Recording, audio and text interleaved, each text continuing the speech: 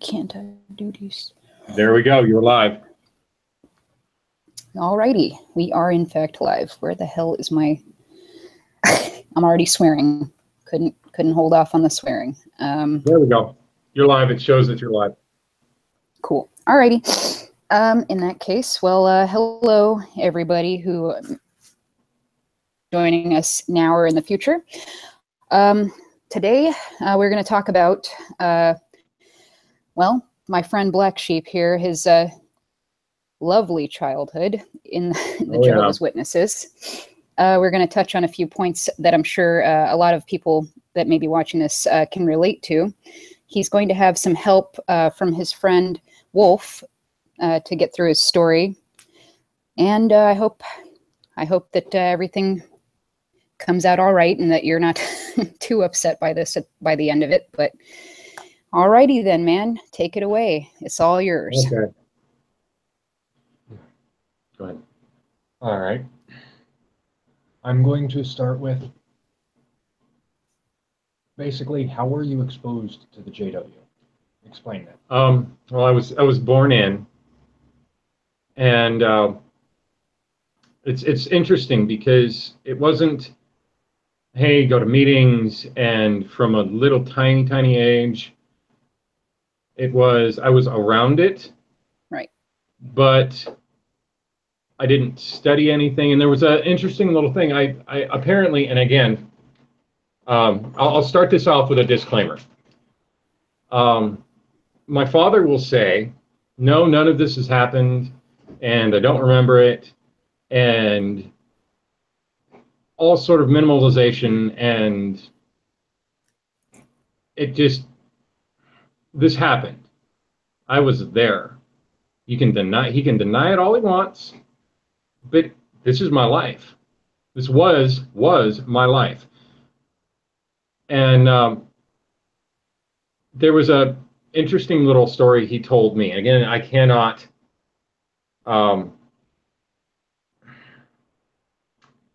trust his word for nothing, except for I remember doing this. I pulled a Bible out on the kitchen table, and I said to him, hey, teach me. And he said, hey, hold up, wait a second. Be a child. You're not ready for this. So there was that, I was around it, but hold on. I have visual aids. I was around it. Aw. But tiny little blonde boy. right? But it was not, hey, study this and get indoctrinated and this, that, and the other. I was a kid for a little bit. And then I went to meetings when I was little,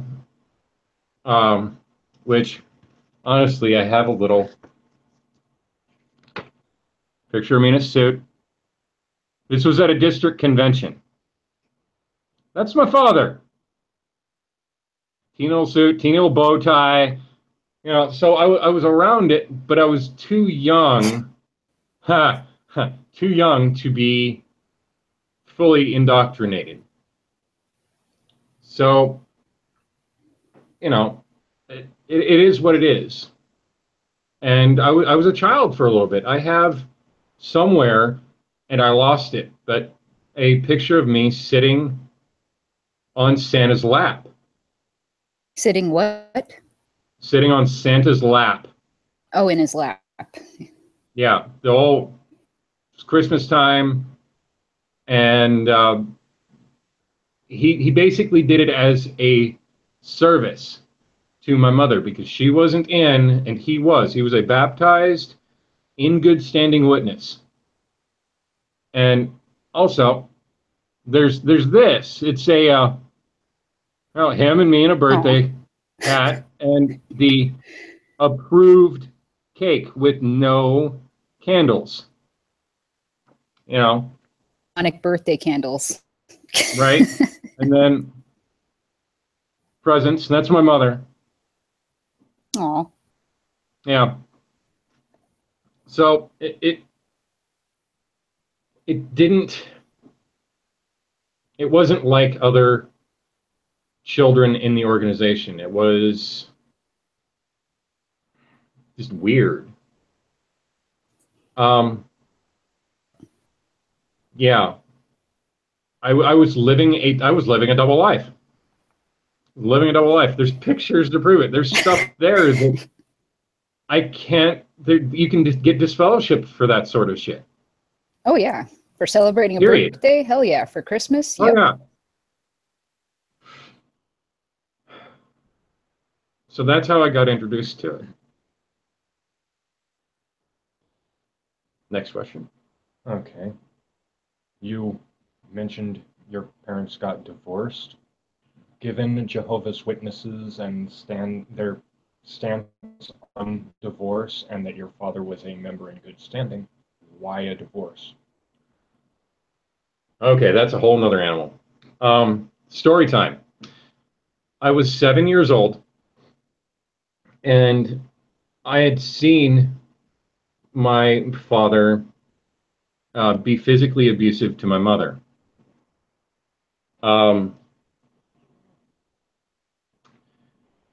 There was a day where it was particularly bad. They were yelling at each other, and I came down the stairs, and I yelled at them, "Hey, stop it," as loud as I could. And then I went back upstairs and sat on the stairs just to see the reaction. And he immediately went to her and said, "Hey, see what you're doing? You see what you're doing to him?" At that point, I knew that they were going to get a divorce, and I knew it wasn't my fault. That was my way of going, okay, I know this is going to happen, but I didn't blame myself. Because most kids, they'll go, well, it was my fault, and this, that, and the other, and yada, yada, yada, and they'll self-blame the divorce of their parents on, what they did. It wasn't me, it was him.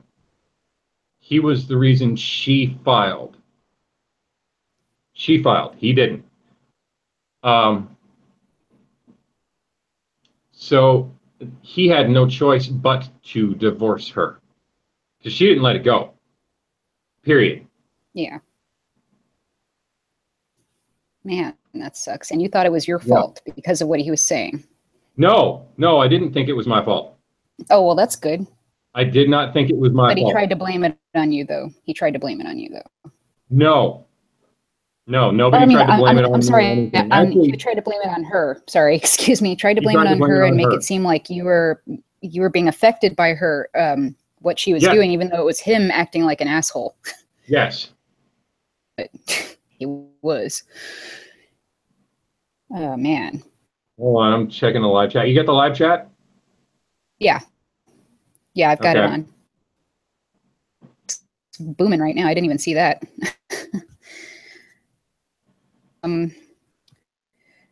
Yes, Excelsior. He was badly abused. Yep, that's true. Yeah, I'll get into that. I will make a little aside to this. I don't usually do live streams of any nature for anything, so I personally can't keep track of questions and stuff while I'm doing this. It would confuse no worries. me. So you can bring I have like a hard time with that too. We can address those later after you're finished talking if you'd like. Okay. If I see a pertinent question in the live chat, I will stop and go and answer it. Sounds good. All right. Now you were saying? All right, next one. You mentioned in the past your father kidnapping you. Okay. That's an interesting little anecdote too. I was 7 years old ish, and the divorce was finalized. It was real quick, and oh man, this is tougher than I thought it was going to be. So forgive me. No, by all means, take your time. It's all good. Okay. He found me outside. Okay. And actually, hold on. I digress. Let me set this up. He showed up one day and knocked on my door. I was alone. He knew her schedule, so he knew when I was alone. And I peeked through the window. You know how you if somebody's knocking on your door and you're alone, you, hey, who is it? And me being 7 years old, I didn't go, peek through the window real tiny. I went and pulled it up and open so he could see my face. And hey, he's like, oh, hey, open the door. And I grabbed the portable cell phone, the brick phone, the big one, and ran to the bathroom and paged my mother 911 until there was no room. And she told me, if he ever shows up, page me. I will come home. And so I go into the bathroom and I page my mom. And the next thing I know, I hear the screen door, the back screen door open, and he's in the house. And he goes, Nathan, where are you? And at this point, I'm like, oh, crap. He's going to find me anyway, so I might as well just come out of the bathroom. And I still had the phone in my hand. I did not have the presence of mind to sit it down in the bathroom, so he did not know that I contacted somebody. Yes, I am an only child. Sorry, yes, I am an you only froze child. there for just a little second.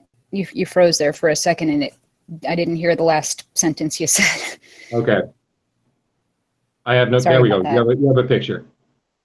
To answer Evie's question, yes, I am an only child. I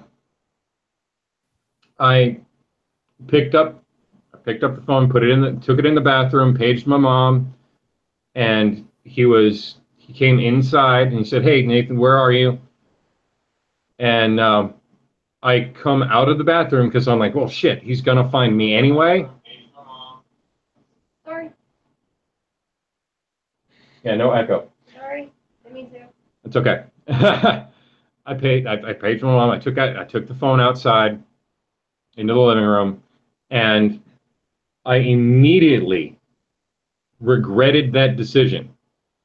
I knew that I should have put it in the bathroom because he logically thought, well, okay, who did you contact? And he asked me, hey, did you call your mother? And I couldn't lie to him because, well, he knew. Yeah. So what do I do? I'm like, yeah, I called her, I paged her. And he's like, okay, then here, let me give you this and see how you are, and just kind of try and be a decent father. He gave me a box full of Berenstain Bear books. You remember those? Yeah. Yeah, those are the ones that people are having like the Mandela effect now, and they remember it as being spelled completely differently. Funny thing about that, I remember the day that it turned from A to E, or E to A.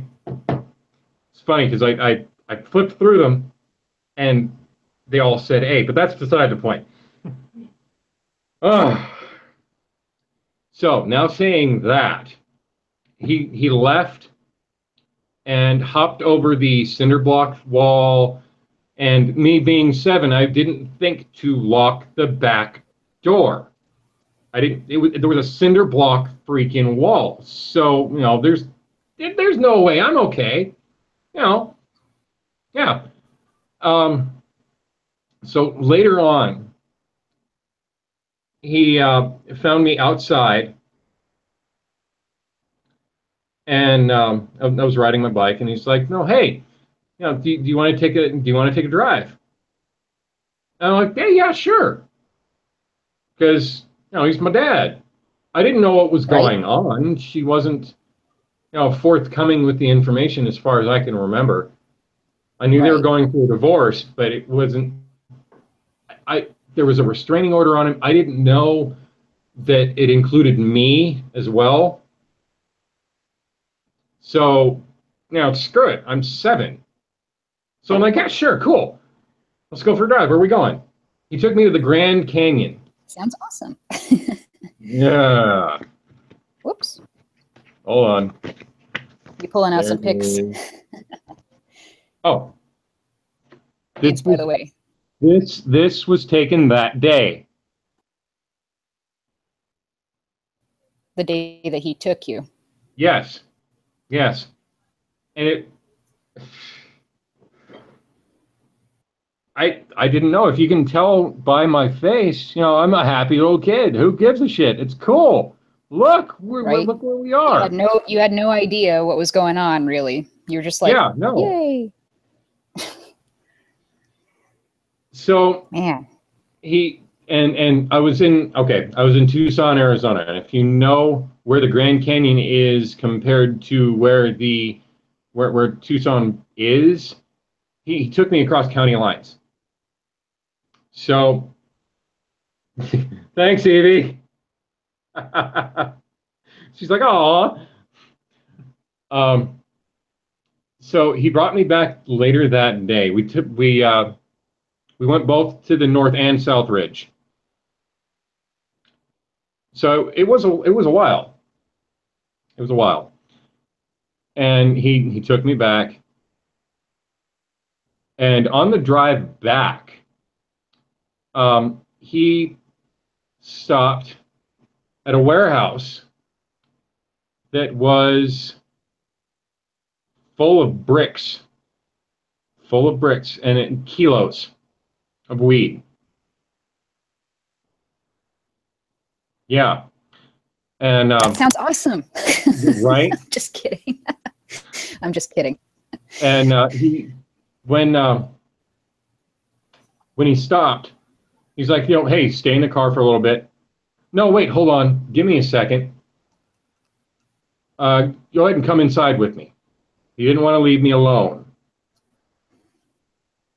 So I come inside and immediately smelled this weird stench. And I looked around and it was just green everywhere. Wow. Everywhere. Paradise. Yeah. Kilos, bricks. That is insane. And you had no idea what that was at the time. You're like, no, I didn't. I didn't. And I'm like, oh, hey, cool. No, it's whatever. And he's like, stand by the door. Okay. Yeah, right. Don't move. Stand by the door. And so he does whatever he does. I again didn't. I stood by the door. What was I going to do? Go to the car and drive? Just right. I didn't.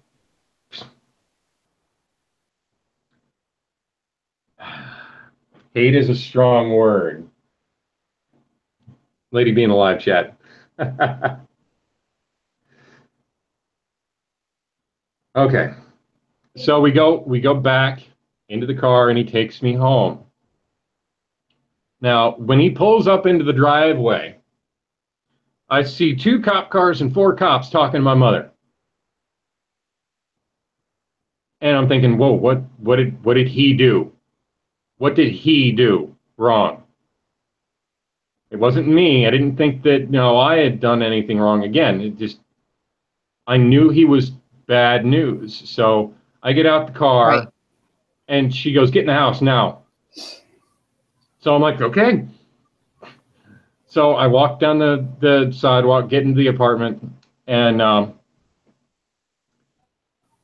the last thing I see is all 4 cops go up to my dad and start talking to him. And talk to him. Is that what you said? Yeah. Yeah, and talk to him. Whew, man. Hold on, what's he saying? Spring cult needs to go down. This cult needs to go down. Yes, it does. I haven't even gotten to the good part. Oh, yeah. So yeah, I stayed inside, and that was that. She didn't blame me for going, and I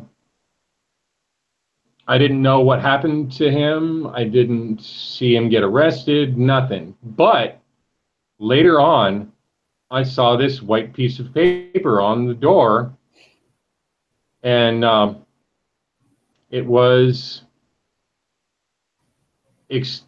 having it be explained later by Wolf. It seems that it was a notice of, hey, look, this guy is not supposed to be here.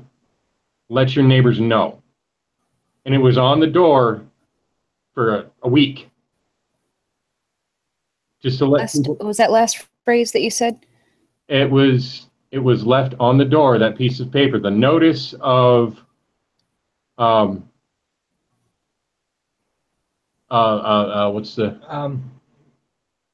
what's become standard policy recently in the past 5-10 years or so is a sheriff will sometimes post the notice to the neighbors and people who come to the door that such and such has a restraining order. They're not supposed to be here. Do not give them information.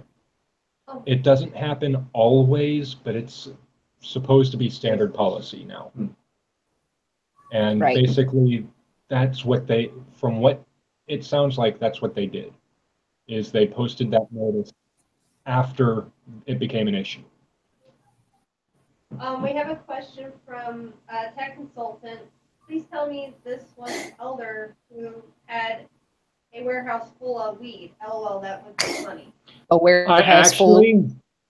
Actually, it was a friend of his that he'd met up with, and it was enough weed to have a cartel would be jealous.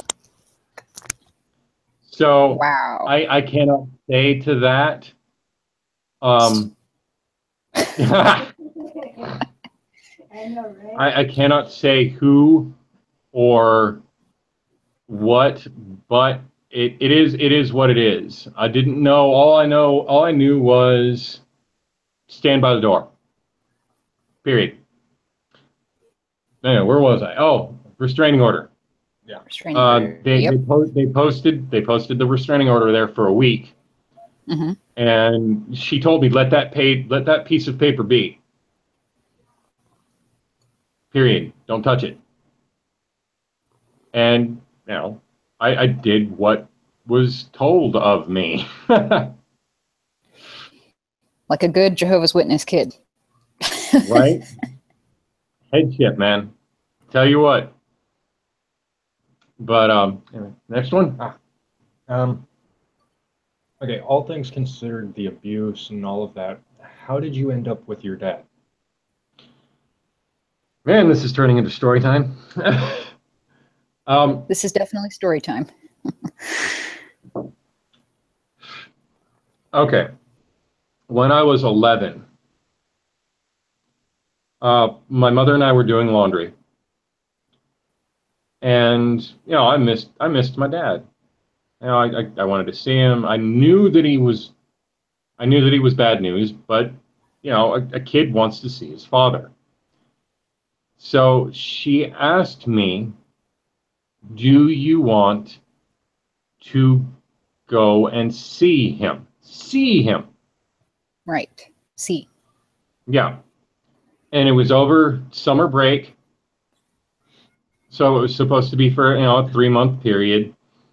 And I was supposed to go back to her. You were supposed to what? I'm sorry, that last sentence cut out. I was supposed to go back to her. Oh, it was supposed to be a 3-month. It was supposed to be a 3-month thing, and cool, he's alive, and everything is this, that, and the other, and it's okay. And it didn't happen that way, huh? Huh? That way, though, did it? No. The 3-month thing. No, it did not. I called my mom, and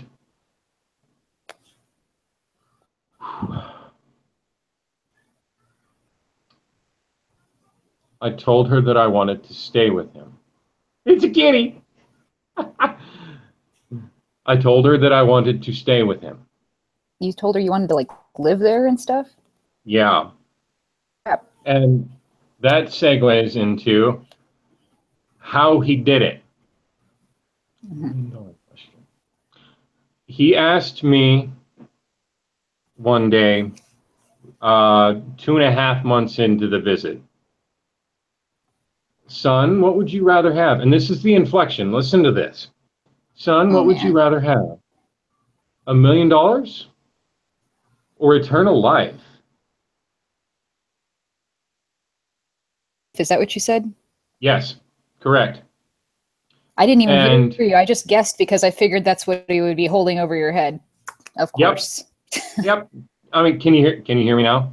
Are you good? Oh yeah, it's just that it cuts out at random places. So, but every time that it's something like that, I be able to understand. Like I ask you to repeat it, so don't worry.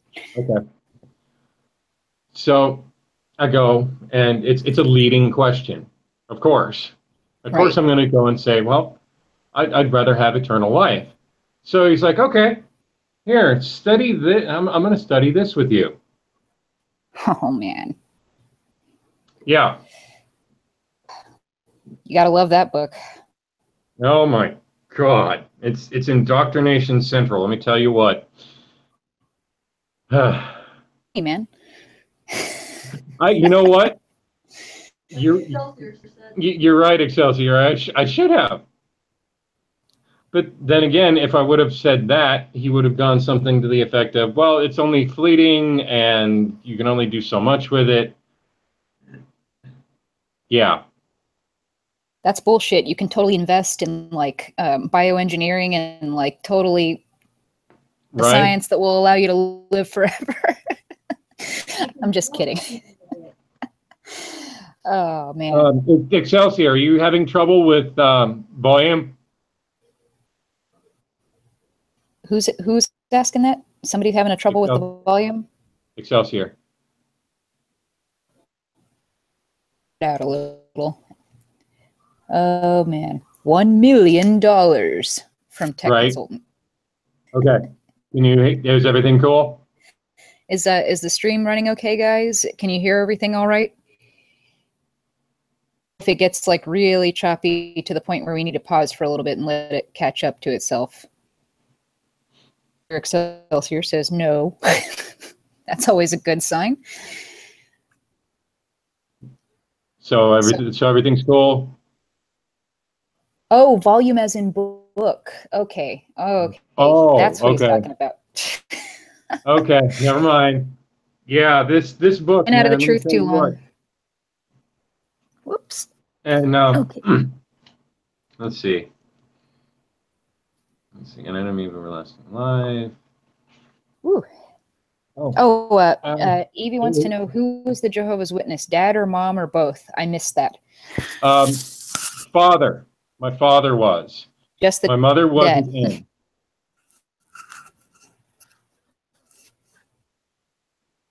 And you picked living with your freaking Jehovah's Witness dad over the worldly mom, man. If I had a worldly parent, I would have gone like, see you later. And that deals with the fog, the fear, obligation, and guilt. Yep. What? Do you regret not living with your mother? Yes, I do. I regret not living with my mom. Oh God, she was wonderful. Absolutely wonderful. Why you married me? That makes it suck even more then. That you didn't get to go live with her. Aw. Yeah. Whoops, one second.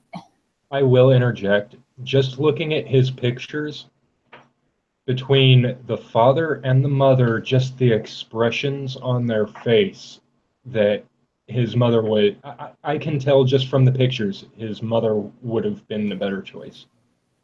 She had Yeah, just this birthday picture. She has an open expression, and his dad in all of the pictures looks like he's hiding something. yeah. Yeah. I don't know what it is, but like Jehovah's Witnesses, even in their smiling pictures, they never really look happy. They look like strained and stressed and kind of like they're hiding something. Holy crap. This is what they're hiding. Part of it. Wow. Yeah. Oh, man, the stuff they don't tell you at the carts and at the door. I tell you what.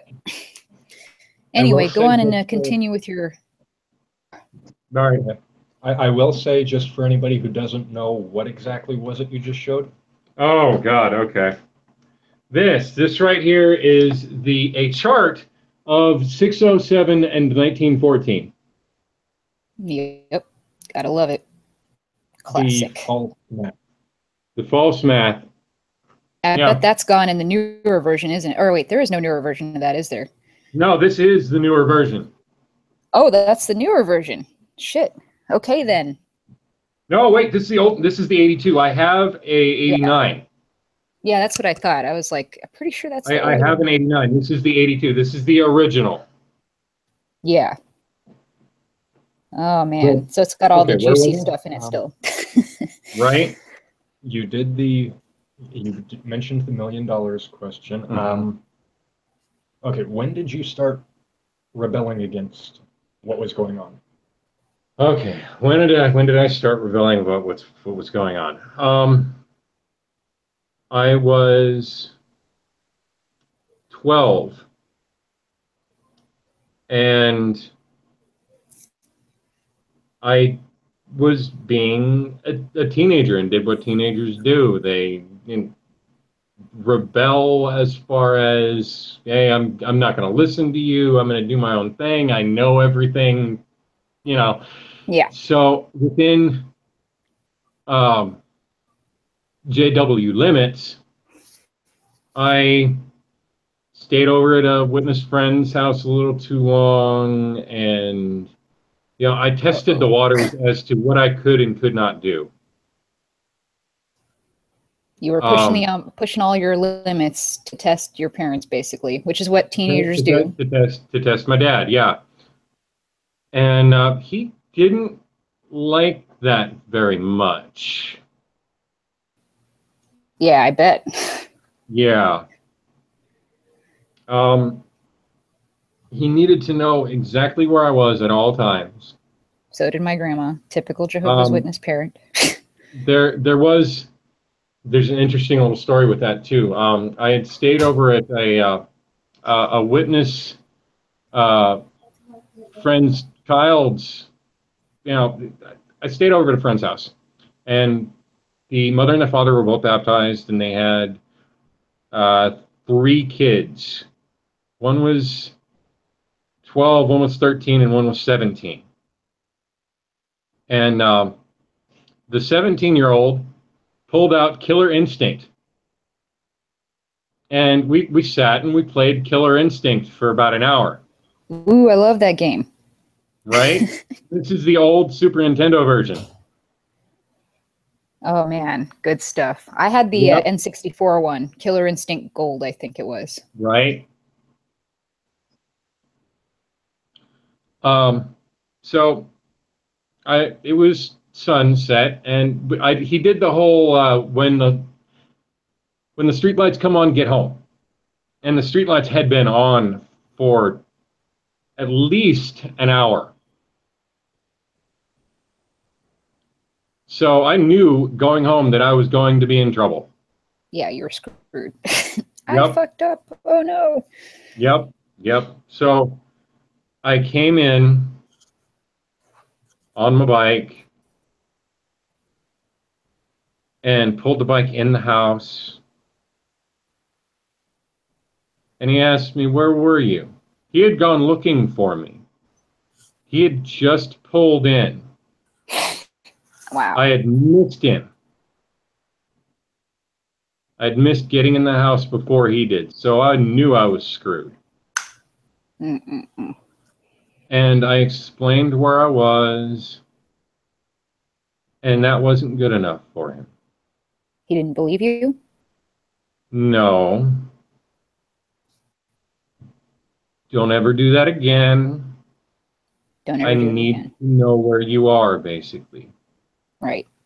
So, and he didn't do it that way, like a parent fucking should. He ended up tipping, actually. I'll show you. There's a picture of. Evie said, "It's 10 o'clock. Do you know where your kids are?" Right.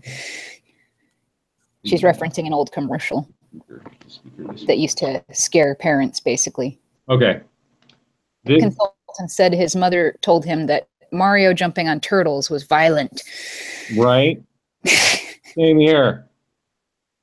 Get that picture. What do you got there? This right here is a magnaplanar speaker. It's a loudspeaker. It's used for crowds and such. When I came in the door with my bike, he got up, he pulled my hair. He pulled your hair? Yep, he pulled my hair and dragged me and the bike into my bedroom. Holy shit. And tipped that speaker down.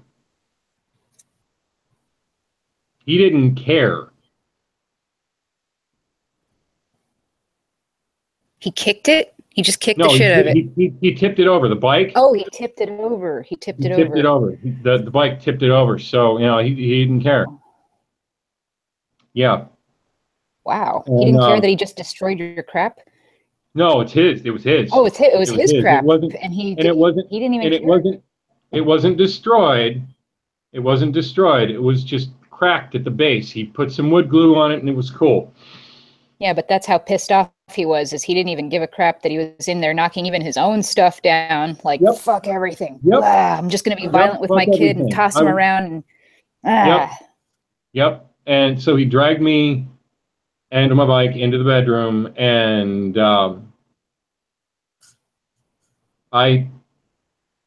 at that point, I don't recall what happened, but I know it was bad. You blocked it out, huh? Oh yeah. Oh yeah. Yeah, I did that a lot too. But I was just touching my head because I was remembering like how it feels to have your hair pulled. I've had my hair pulled a lot too by my family. And that's being why dragged by I have long hair now. Why I have long hair now. Because you can and it's safe. Yep. Well, good. I'm glad you're enjoying your long hair, and I'm also jealous of your long beard. I wish I could something to pull on while I'm thinking. Right. And yeah, my family, they used to do that to me too, drag me by the hair, and I would get thrown into stuff too, just like that. My story sounds a lot like yours, actually. So, I mean, none of this surprises me, but of course it saddens me because I don't want anybody else going through that kind of stuff. I mean, it was bad enough I went through it. Horrible. And I remember what it feels like to have your hair pulled. That is nasty. Like you can kind of hear it ripping from your scalp a little bit, and like it feels horrible. Now, like even just that's bad enough, but then they beat your ass afterward too. Like that's not even enough. Again, this is coming from someone who will willingly, you know, that's I can't remember. Wait, hold on. Late winter '86, Lake Pyramid, Nevada, about an hour from Sparks. So it says on the back. Wow. Yeah, this is coming from a dude who will willingly just go, hey, cool, you know, yada, yada, yada, good childhood. And that's the thing, too. He would do that sort of shit, but then do, you know, good parent shit. Yeah, so it was kind of hard for you, right? I was conflicted as to, well, is this wrong? Is this bad? What do I do? How do I go about getting out of it? One day he's the asshole, and then the other day he's like, oh my God, he's a nice dad, and we go and do fun stuff together. And not even the next day. Literally the same day and shit sometimes, right? Yep. Like Yep. an hour ago. 15 fucking minutes ago. Right. It was the same thing with my family too. Like sometimes they were great and it was like I had a normal family for 5 seconds, and then other Yep. times they were fucking horrendous and I couldn't believe the nightmare I was living in. Yeah. Just screw with your head as a kid, because you want to love your parents. You do, because they're the people that take care of you. You especially want to love them when they're, when they're being good to you and everything. And you're like, oh, well, see, I was wrong about them before. Maybe that was just a 1, 2, 3 time thing. Exactly. And at that point, it happened over and over and over and over again. And it reaffirmed, well, I don't know what to do. Right. You start wondering if it's you too, like that's causing this, because like it can't be, my parent can't just be an asshole. Like maybe it's me, maybe I'm doing something, or maybe I even wondered if maybe the organization was doing something, and like maybe it was their fault. I blame them at some points too. Maybe it's the Jehovah's Witnesses, because my grandma would always say, spare the rod, spoil the child, of course. Right. I'm like, well, if she didn't believe in that crap, maybe she would treat me like a normal, kid instead of beating my ass. Like, because my friends, they weren't getting spanked like I mean, they would get like a little, on the ass, like, something like that. And not at my age though. Like as I got older, like my friends weren't getting spanked and I still was getting my ass beaten. So I was like, what the hell? All right, we have a question from Excelsior. Any twisted logic to when my dad, when they were good and when they were bad, or was it random? It seemed like it was just random. It does, right? There was days where I was a good kid and a good kid. I did everything that he asked, and nothing happened that day. There was still that fear, but it didn't seem like, okay, he's going to hit me today. Right. I could never really. It could just come at the drop of a freaking pin. Like the drop of a hat. Yeah. Like Yeah. Like when the next one's going to happen, you just don't know. I will interject here that between what you've said, what he's explaining, and the comments I'm seeing here, all of this, these are patterns of abuse. Beat and love. Beat, love, beat, love. And it's between you, him, and the comments I'm seeing, this isn't just an isolated incident. This is pretty standard for the witnesses. Yep. So there is that, and it's a standard pattern of abuse. It's something that police are trained to look for nowadays. If I may, it also sounds like the kind of abuse that people in abusive relationships go through. Oh, yeah. It is. Oh, yeah. It's a pattern of abuse that police look for.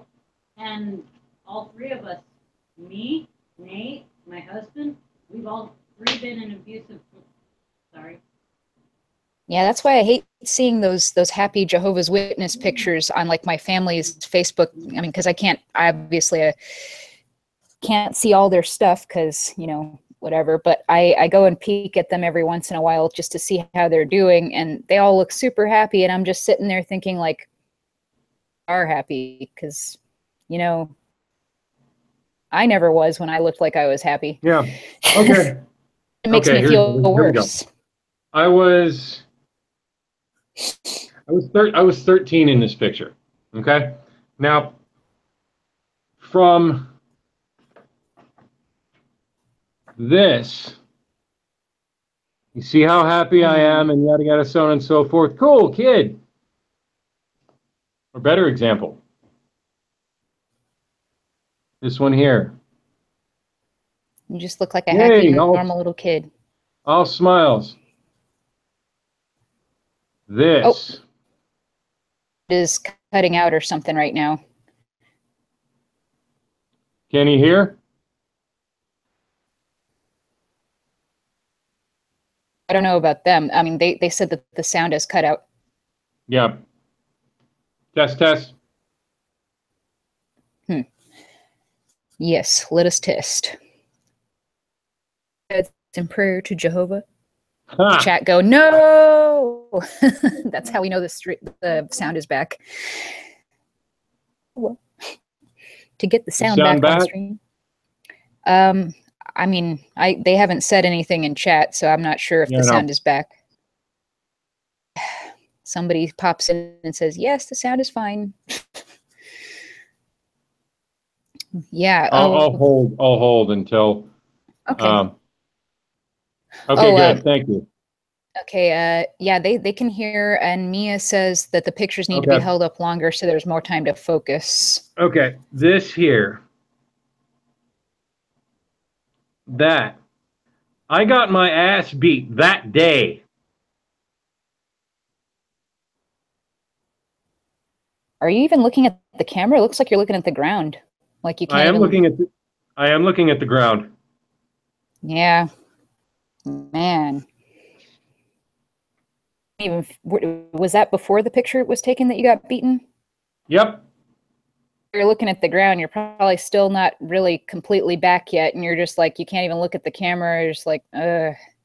Yep. Like still kind of fucked up. There's yeah, it that.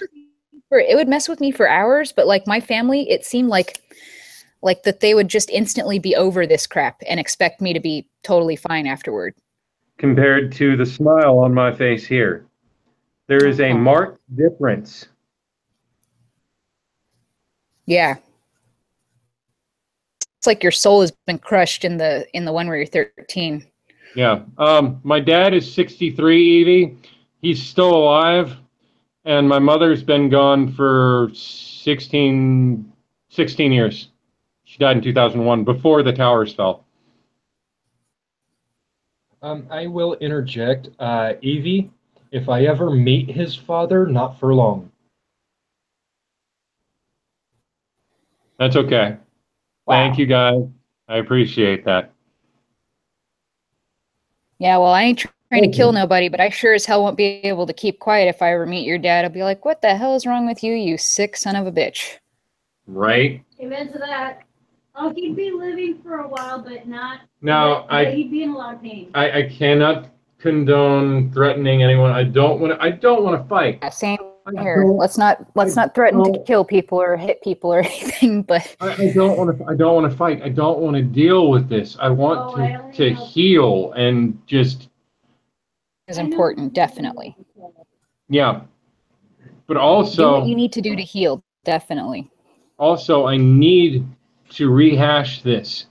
I need to, because other people need to understand, and they need to know, hey, this happens. Period. It is. You can't. It happens. Yes. You can't deny it. You can't minimize it. Huh? Sorry, it was a request from Evie, so I'm just honoring. No, hug is important. He looked like he needed one badly.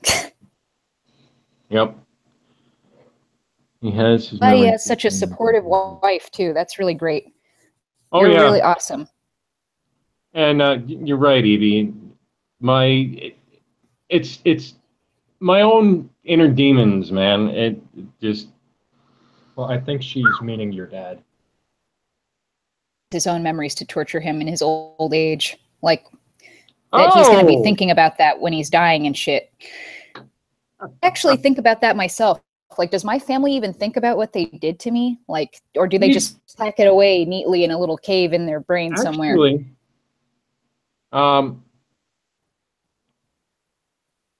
Nigel has a decent question. How was your dad treated as a child? Do you know?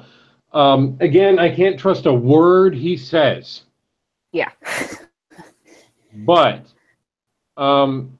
his father, from what I recall him speaking about him, yes, there was some sort of form of abuse going on. I don't know what or for how long.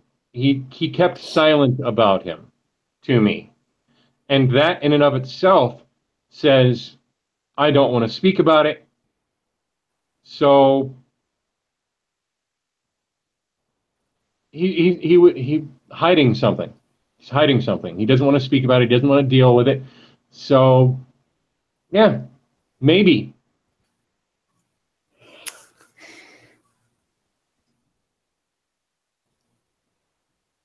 Short-term memories go old and old memories. No, short-term memories go and old memories surface.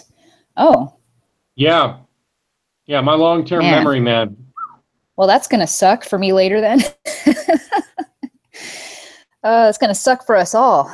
All of us Ex-JWs. We're going to have some hellish old age years. I hope that weed is legal by then. Right. It's getting there. I'm going to need it. I'm going to need it. Next one. Trying to think about that shit in my old age. I'll be right back. Skip one of them from a little bit later, but okay. Explain what family headship is. Okay, family headship. Explain what God. family headship is. Okay. In a nutshell, the man has final say. Period. The man has a period? No... What? I'm sorry, that's what it sounded like on the stream. The man has final say in everything. The woman, the wife, they can interject, they can disagree, but taken with a grain of salt, the man can go, nope, fuck you, I'm going to do what I want. And everyone has to obey.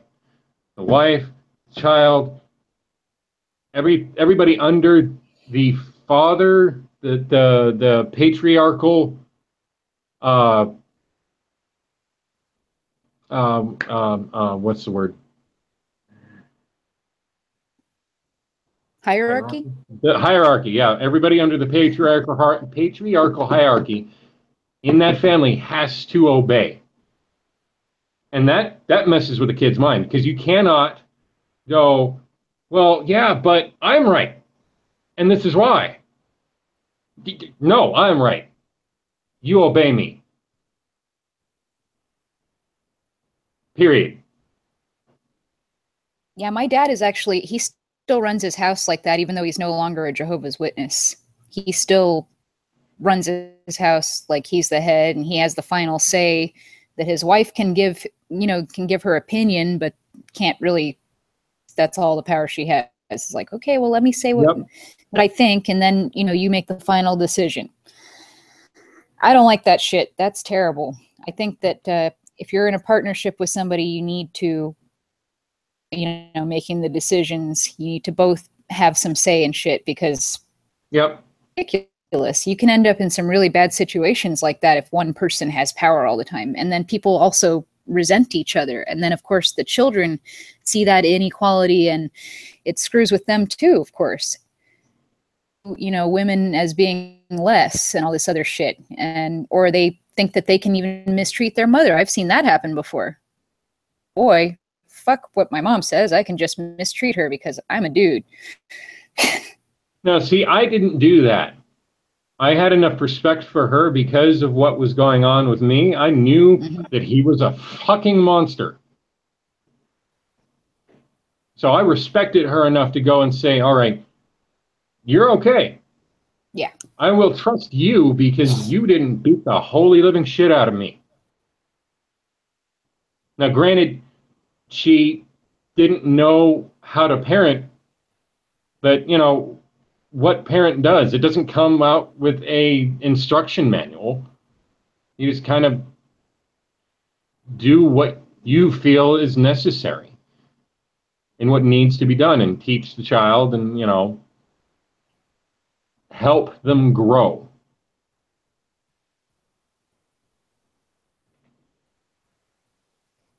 Man. Oh, I'm sorry. It looks like we're making somebody's not feel too great from the discussion. Yeah, it's a rough subject. So, you know, if you have to leave and come back and finish this later, or if you don't even want to finish it, totally understand. It's not easy to talk about, but that's why we're talking about it. It is what it is, Laura. It needs to be spoken about. It needs to. And trust me, I'm having issues. Yeah. I mean, this stuff affects you in your relationships with other people, in your daily life. It does fuck with you still. Like, you still see little bits of it trickling into your life in areas where you thought over, but no, it's still fucking with me. It's one of those things that something small, how someone says something to you, or a trigger word, or anything, any gestures, any sort of coming up on behind you or something like that. Oh, there's an interesting little story with that too. I was 18, and I digress. I'm on a tangent for a little bit, so just bear with me. I don't mind. By all means, go ahead. I was 18, and I had a girlfriend at the time that was like 30. Yeah. And I was sitting in my father's chair. That was his chair. I took it from him. Screw it. It's mine. I took it from him. And there was one day where I was, just sitting down, chilling, watching TV, listening to music, something, and then she came up behind me here. My right side. My good eye, I was focusing on over here, so I didn't see what was behind me here. And she put her hand on the back of the chair. And I freaked out, got up, and then fisted real quick. My heart was going a million miles a minute, and I was 18, I had just gotten out of that bullshit. So it was really fresh in my head. I didn't care who the fuck was behind me. It just scared me because I knew that was his chair. He's done that before. That sort of... You knew that was his chair before you sat in it. Yeah, that sort of intermittent movement. Yeah, reflex, Evie, you're right. Mm-hmm. Reflex. Damn. Woo. Yeah, yep. We still have those little ghost moments where... Yeah. And side point with that chair, after that, I ended up... Actually, where is it? I ended up taking this and knifing it. You knifed the chair? Yeah. Sweet. That's awesome. Yeah. I knifed the chair. I didn't want to deal with that. It's better than killing actual people. At that point, I did not want to deal with that memory. Yeah, cool. I took it from him. It's mine to do with what I want with now. Right. So I didn't want you took some power back. Yep. I didn't want that physical memory. So screw it. I'm going to destroy it. But anyway. That's great. I'm glad you did that. I bet that was very therapeutic to take some power back. Man. I had fun with it. I had fun with it. A buddy of mine helped me destroy it too, so it was kind of a very bonding kind of thing. Yeah. I think he took a hammer to it or a sledgehammer or something. It was in pieces. You should have recorded it and put it to that same song from Office Space where they're destroying the printer. Ha!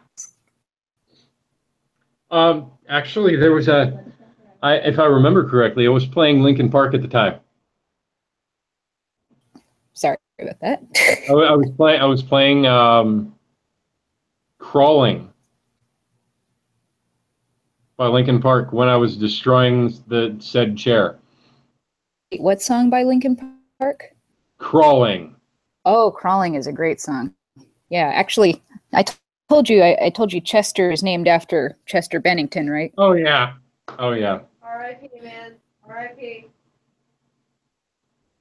Yeah, rest in peace, man. Rest in peace. And to all the people that talk crap about him, even though he had 6 kids, like, man, until you're in that headspace. Because that's oh man, I don't even like saying anything. I couldn't say anything about it except that, man, because I wasn't there. I wasn't in his head. Anyway, continue on with your, so to speak. How did the abuse start? Okay. How it started, it was subtle. There was one summer where, no, actually, let me back up with that. That's an interesting little. He started to discipline me like any other father would, by taking stuff away, and there was a particular instance where I didn't clean my room, and he took my TV away. He took he took stuff away from me, and said, "Hey, you have to earn it back, and earn it back by doing what I say." And I earned it back, and it was a normal-ish childhood from that on. But then it didn't work, and I remember the day that it turned south. He said to me, "Well, nothing else works. So what am I supposed to do?" Nothing else works. Nothing else works. And this speaks to my rebellion. Nothing else works. So what am I supposed to do? And this was after he struck me with something. I don't know exactly what it was. I can't remember if it was his fist. And he said, oh, that's another thing. After everything had gone, and I was an adult and this, that, and the other, and he said that he never closed fist punched me. And that's a flat out lie, isn't it? That is a flat out lie, and I'll get to that later. But that was his mindset. I have nothing else that works, so I'm going to beat you into submission. That's how it started. And even then, I was still rebellious at that point, because I was going to do me. I didn't care.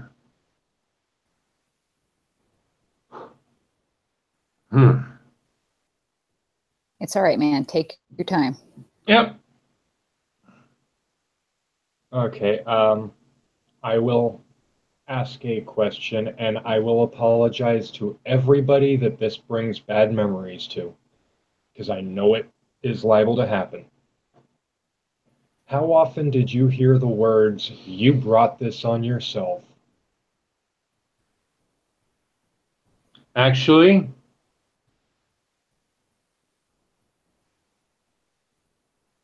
let me think.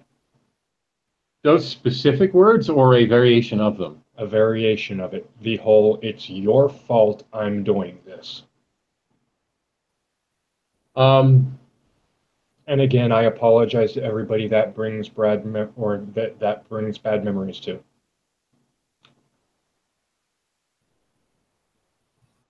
Within the 3-year period, 4-year period, it was absolute total hell.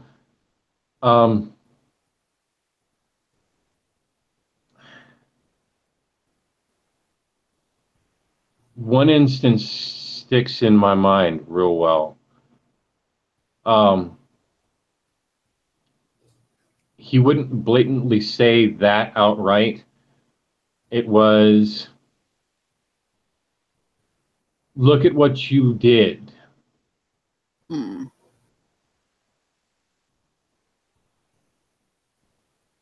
Look Did at he ever what say you something like, why did you make me do this? Look at what you caused me to do. Right. Something along those lines. And it was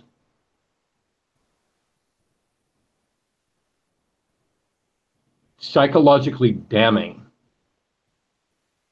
Because here I have this father who's supposed to be a father, and he's just not. But he is.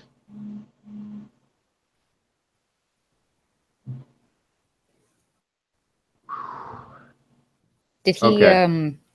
did he ever say to me a lot, I'm doing this because I love you? Oh, I got one better for you. Almost every single time that he would kick my ass afterwards, he would go, "Hey, come here. I'm gonna give here. Come." Oh, It's okay. It's all right. Take your time, man. It's all good. I know it wants to just vomit out of you. I know, man. That's how I get when I tell stories too. People think that I don't even know what the hell I'm talking about. I'm like, you can't stay on one subject. I ramble because of that. Come here. Give me a hug. I love you always and forever, no matter what. There's almost like a slight ring of obligation in there. Like, you also have to love me no matter what. Yep. And the messed up thing You is, have to. I created that. I came up to him one day and I'm like, I love you always and forever, no matter what. And he stuck with that. And he twisted it and used it to his advantage. That's manipulative as hell. Now really looking at it from an adult brain, he twisted it and used it to his advantage to where, oh, okay, this is how I'm going to control the situation. I can do whatever the fuck I want. I can beat him with whatever I want. But I love you always and forever, no matter what. And that speaks to this.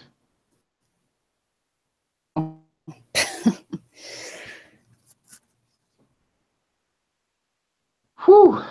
You know, I flat out once told my grandma, I don't want to go to paradise. Paradise sounds boring. Oh, wow. And she was like, well, then there's no hope for you. I'm like, well, okay, then. Guess I'm gonna die. Really, paradise seemed a lot less appealing than death, to be honest. And that's some dark shit that Jehovah's Witness kids grow up with. It's like sometimes death actually seems better. Yeah. There was. Okay, I will go into. There was a 3-month period where, and I can't remember what I did to deserve this. For the life of me, it must have been something terrible. And the thing is, terrible to me would be, cool, you're a kid, just deal with it to other people. There was a 3-month period where I was grounded and I had a chair and the brown Jehovah's Witness Bible, the 1984, 85-ish version. And that's all I had. That's all I had in my room. All I had in my room for 3 months. Over the summer. Bible. A Bible and a chair. Wow. Not just any Bible, but the special turd of a Jehovah's Witness Bible. Yep. And that's all I was allowed to read. So. Weird and gross. So I read. Because what else am I supposed to do? I ended up grabbing a dictionary too. Mm-hmm. And I would read the dictionary over the Bible. Oh man, that says a lot right there, doesn't it? Yep. I was the same way. I would read the dictionary too. I'd rather read that. You get more information out of it anyway. It's true. You learn a lot more. You even learn how to understand some of the crap that's in the Bible. Oh, right? Checking out the chat. Yeah, I'm just keeping up with it. Hold on, I got coffee is real. Give me a second. All right. While he's over there getting coffee, I'll check out the chat and see what you guys have been saying here. Oh, incest came up already. That's not a shock. I will interject from what I've seen of the commentary on that. Sure. Just go for it. Just because it's not verified, because there's no evidence, doesn't mean it's not happening. Right. All too often, incest and abuse people are ashamed, so they're not going to talk about it. So unless there's an investigation like the ARC, it's not likely to come up. So just because there's no evidence of it doesn't mean it's not occurring. Right. Okay. Yeah. I don't remember if this was in the same day or the same year, but the worst beating he ever gave me in my entire life was, I believe, before that 3 months. This is going to take a second. I don't know what I didn't know what I did. I don't know what I didn't do. I think it might have been I didn't clean the house correctly as he would have. I don't even know. But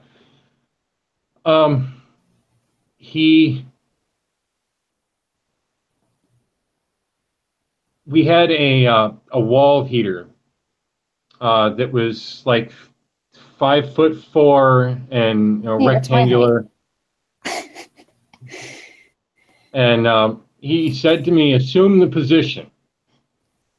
And to get your ass beat. Yeah. Wow. The position was hands on the wall. Right, with your ass out. Yep. Mine too. Yep. And man. He took a wooden broomstick and over and over and over again until it broke on my back. You see what you did? Holy shit! He fucking broke a broomstick on your back and blamed you for breaking the broomstick. Yep. Wow, he probably would have gotten pissed at you for bleeding on the damn floor too. Like, you fucking bled on the floor. Clean that shit up. I can't believe you did that. After he did that, after he broke it, and it's splintered. It's splintered. He pulled my hair into the kitchen. More fucking hair pulling. This asshole. He pulled my hair into the kitchen. He dropped me down, and I, protected my head. And he proceeded to kick my back. He kicked you in the back with CP? Yes, I do. And he's fucking kicking you in the back? Is he insane? Yeah. Holy shit. Oh my god, like even a normal, like a regular fucking kid, it's bad to be kicking them in the back, a healthy, normal fucking child, but then like somebody with CP, oh my god. Yeah. I cannot believe that asshole. What if, oh my god, that makes me really fucking pissed off. And then he dragged me into it was a 1-bedroom apartment. This apartment, if I could burn this building, I would.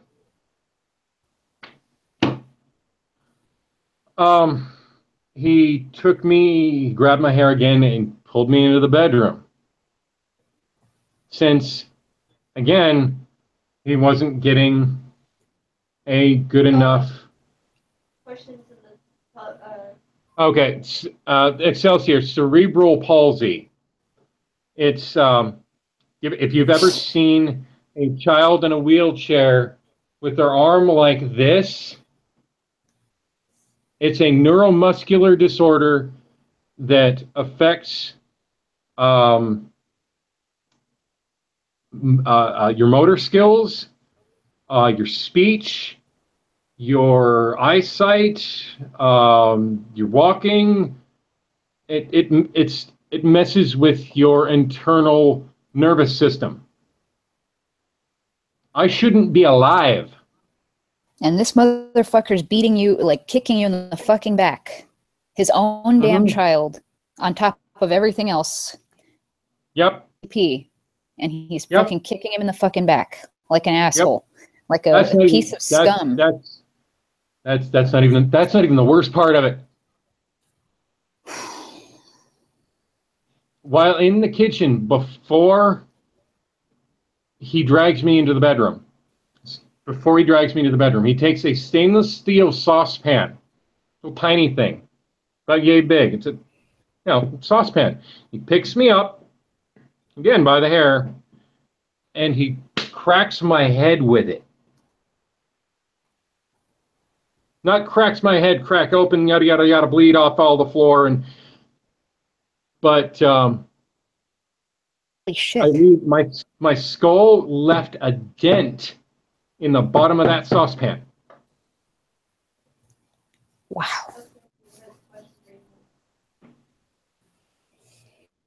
That is fucking horrible. No spinal damage. No spinal damage, Excelsior. They did a spinal tap on me when I was a child, and my spinal fluid was pink. I don't know exactly what and where, and it's one of those things that I cannot speak to, so I won't. Now, all I saw once was the medical report, and yeah, that's it. That's all there is to that. Was a legit fucking monster. Yeah. I'm so sorry you had to grow up with that horrible human being who has no idea of how to fucking treat other human beings, not even his own child. You would think that at the very least someone's going to have that natural instinct to protect their child and not want to bring harm to them. Hold on now. There's, again, and this speaks to his decency. Okay?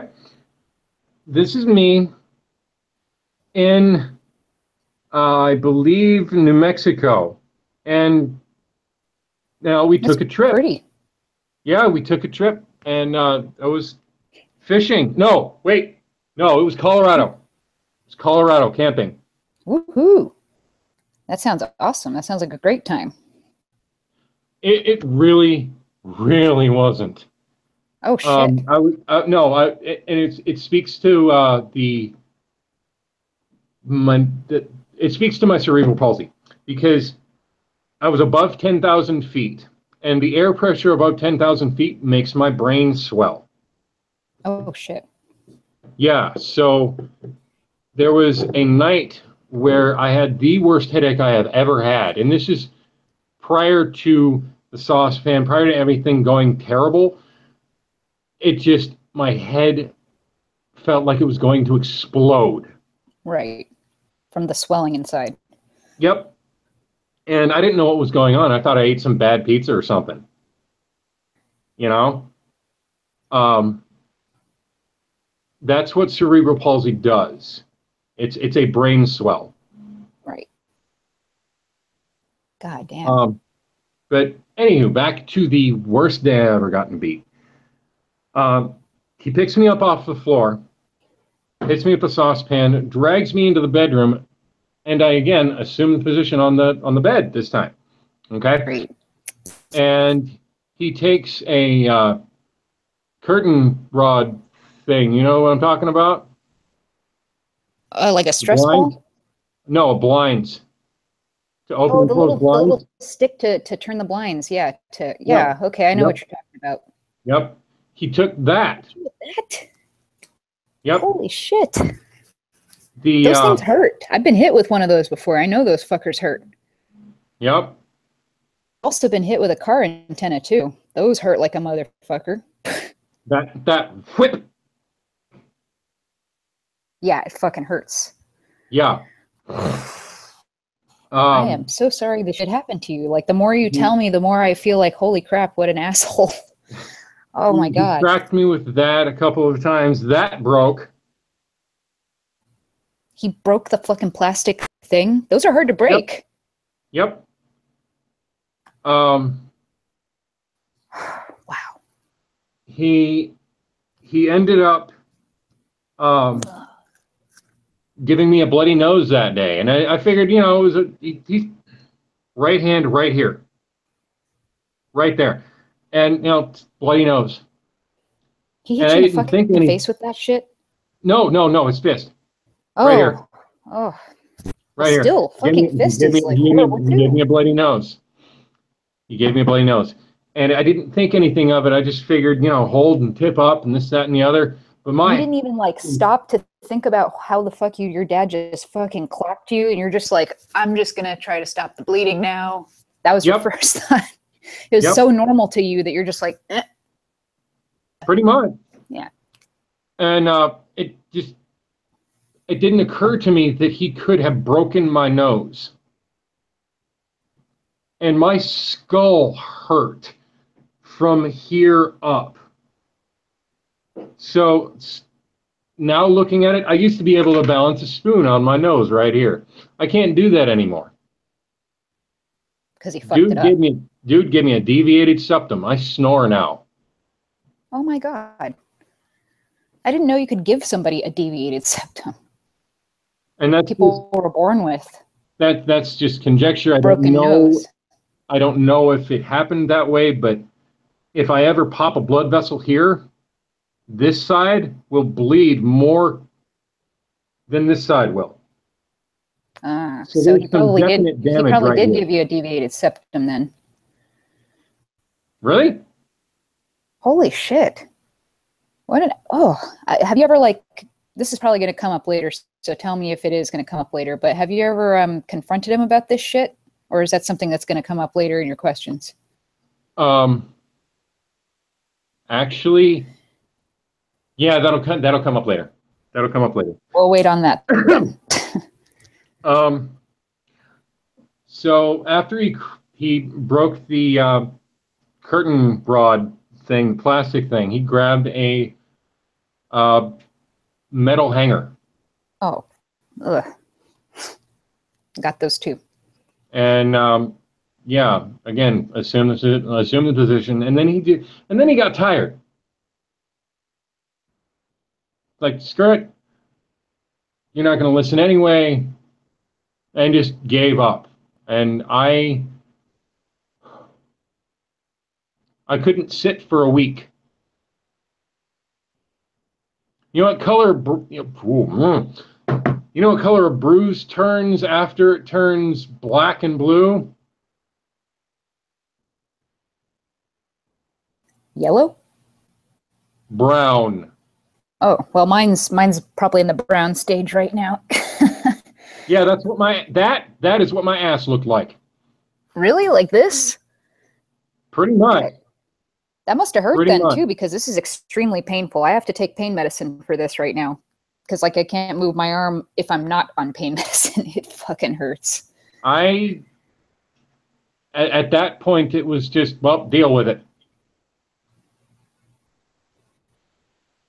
And you had to sit like that too, and probably through meetings and all kinds of other stupid shit. Like, oh yeah, just with your ass hurting and on fire, and you couldn't tell anybody either, because what are you gonna say? My dad disciplined me. Again, I'll correct you with that. It was over summer break.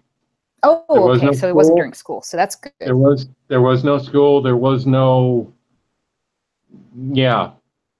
That's good. Well, at least you weren't sitting on your ass in school, like, good, because I had nobody to tell. But you know, it's one of those things that, screw it.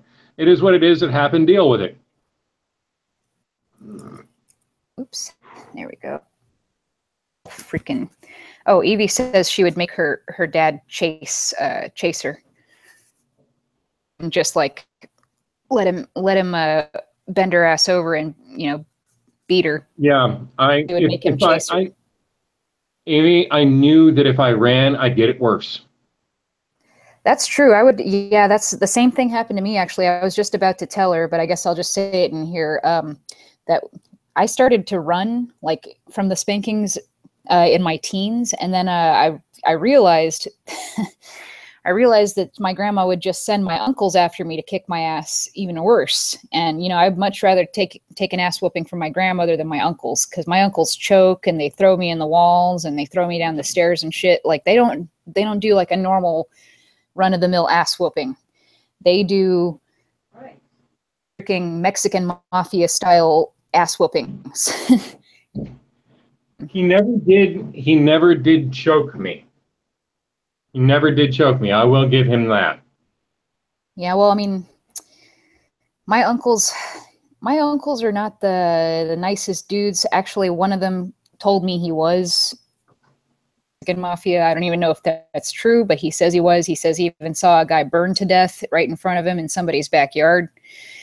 So like these dudes are tough. Like my uncles are tough motherfuckers. They were raised with some really bad people, and like they've been like doing and selling drugs their whole life. I'm not talking about like pot. Pot is nothing. I'm talking about like real shit.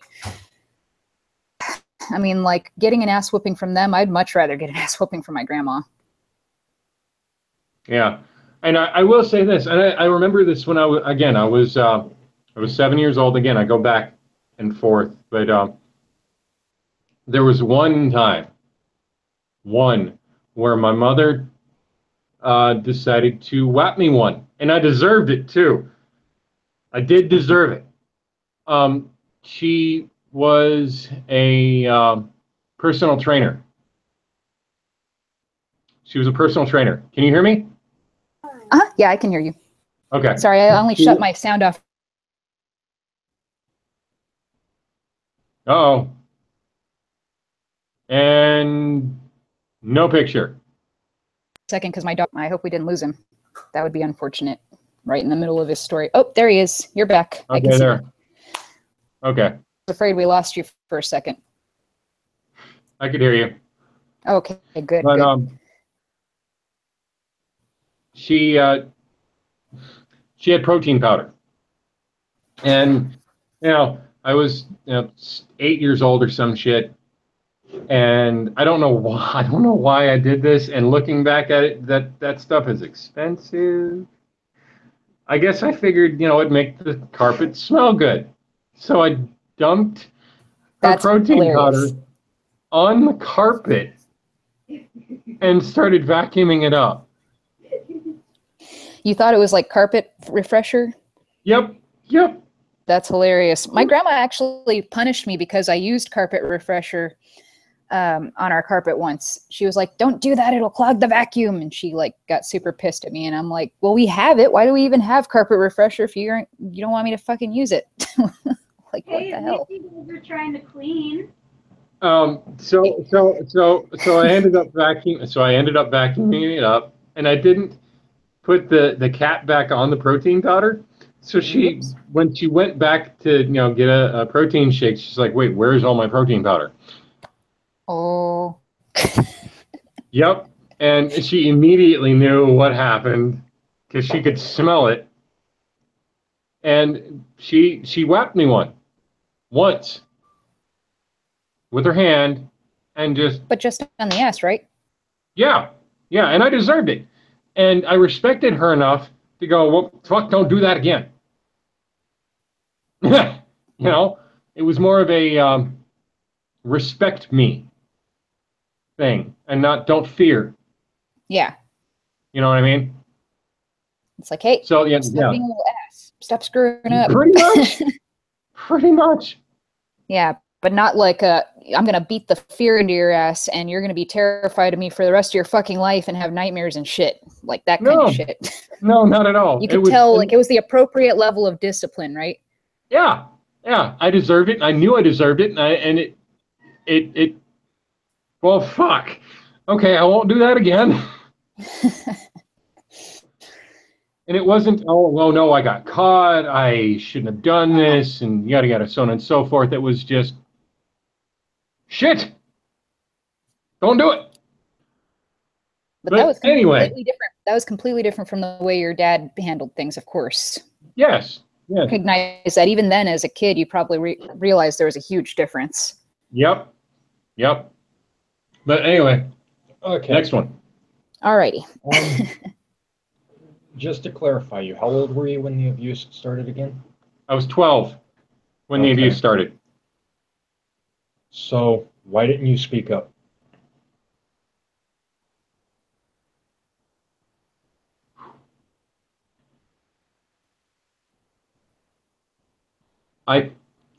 Again, family headship.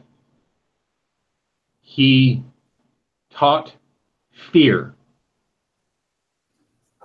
I had no one to turn to. I couldn't go to my teachers because they belong to Satan.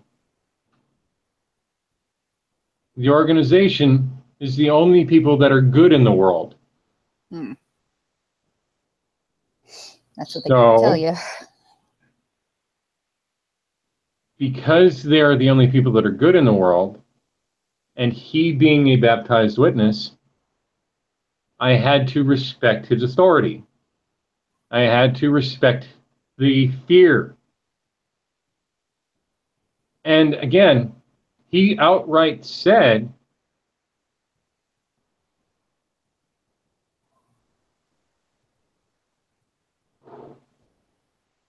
let me get the wording of this correctly because I don't want to quote him wrong.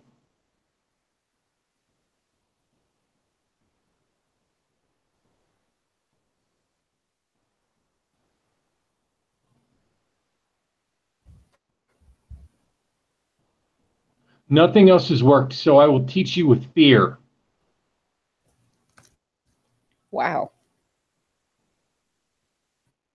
Yep. I will teach you with fear. Nothing else Kid has wants worked. To hear out of their dad. Nothing else has worked. I will teach you with fear. And that didn't end up working either anyway, so. No. I'm sure that didn't stop him. No. That speaks to the blatancy of the headship thing. You will do as I say. So I was alone. What? Nigel had a question for you. Oh. Is your dad an elder? No, he is not an elder. Yeah, his dad's not an elder. Or get very far in the organization? Like, what was the farthest he made it? MS? Yeah, MS. Ministerial servant. I would go to the meetings more than he would. And I was grateful for them because it was a 2.5-hour break from hell. That was my safe spot. Right. And there was one day where I had particularly gotten my ass beat, and I befriended a unbaptized publisher. And befriended an elder, you said? Huh? You said you befriended an elder? Before that. Oh. I befriended an unbaptized I couldn't hear because it cut out. Sorry. I befriended an unbaptized publisher. And okay. I went and I told him as we were driving from meeting to home, hey, look, this is what happened to me. What do I do? And he goes, well, talk to an elder about it. I can't do anything about it. Talk to an elder about it. So I talked to an elder about it. And he didn't even pull me in the back. He didn't even do anything that, elders do. He's like, well, you're a minor. We don't want to, I don't want to get involved with it because you're a minor. He didn't even say, I'm sorry. Just, nope, nothing. And at that point, I knew I needed to get out. myself. I was alone. I did not have decent family. I didn't have, it was isolation at its worst. Doesn't that always kill you? Like when somebody says that they don't want to get involved and that's why they don't want to fucking help you. Rushing. Oh, it was. It was. I've heard that a few times in my life. So that's why, like, every single time it just, it like ate away another little piece of my faith in humanity. Like, you're not going to help me because you just don't want to get involved. That's it. Guess I can go die then. Whatever. It's all good then. So I did try to do something, but within the organization there was no recourse, nothing. So I was alone. So I knew that I had to get out by myself, and I had to be patient and wait, and just deal with the abuse. That's a situation a lot of us end up in, is that we realize no other recourse, no other way out, and we just have to fucking wait it out. You know, hope that we don't get too screwed up in the process, or hope that we don't end up getting killed in the process, things like that. Get out okay. Oh, and then then we can start our life. Another thing that happened with the saucepan and the wire hanger and all of that, he took a 72-ounce ketchup bottle, the big one, and cracked it on my collarbone. Jesus. I have a bump on my collarbone from where it broke, and that thing was heavy. It was full, hard plastic, and I broke the damn thing. My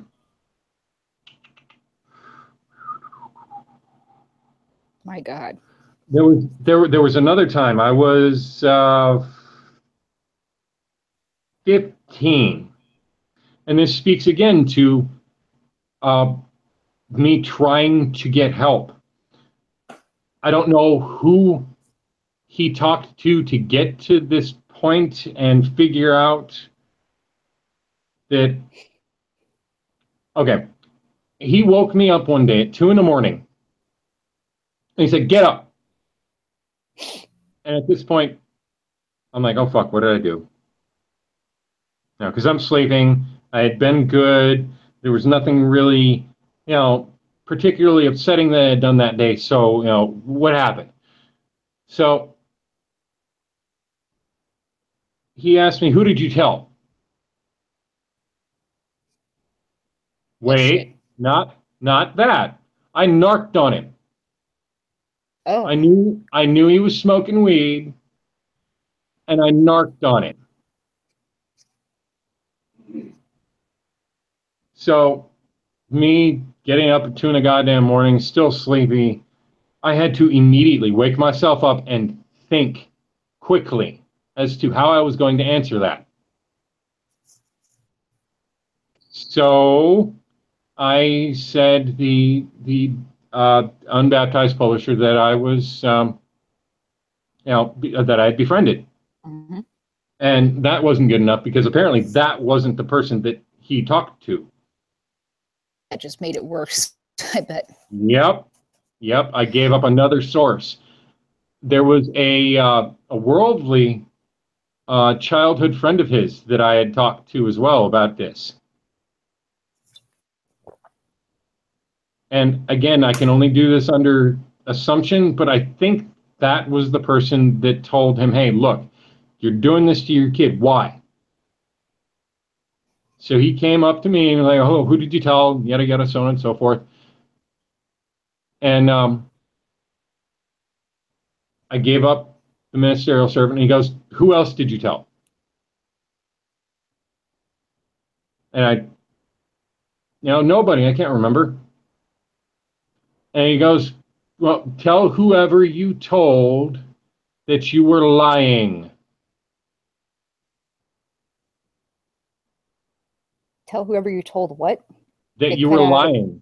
Oh, that you were lying. What? He's asking you to lie. Yep. The truth into your ass this whole time. Now he's telling you to lie. Yep. Jehovah's Witness, narcissist, parent, motherfucker. Right. Okay. So the aftermath of the brown ass.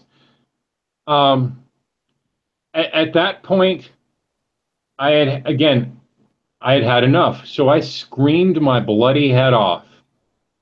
I literally screamed as loud as I could. And there was a judge's daughter that was our neighbor. And she either called the cops or questioned him or something. All I know is when I got out of the bathroom after cleaning myself up and you know, his bloody nose, I took a shower, and he opened the bathroom door, and I barely had enough time to get a towel around myself, by the way.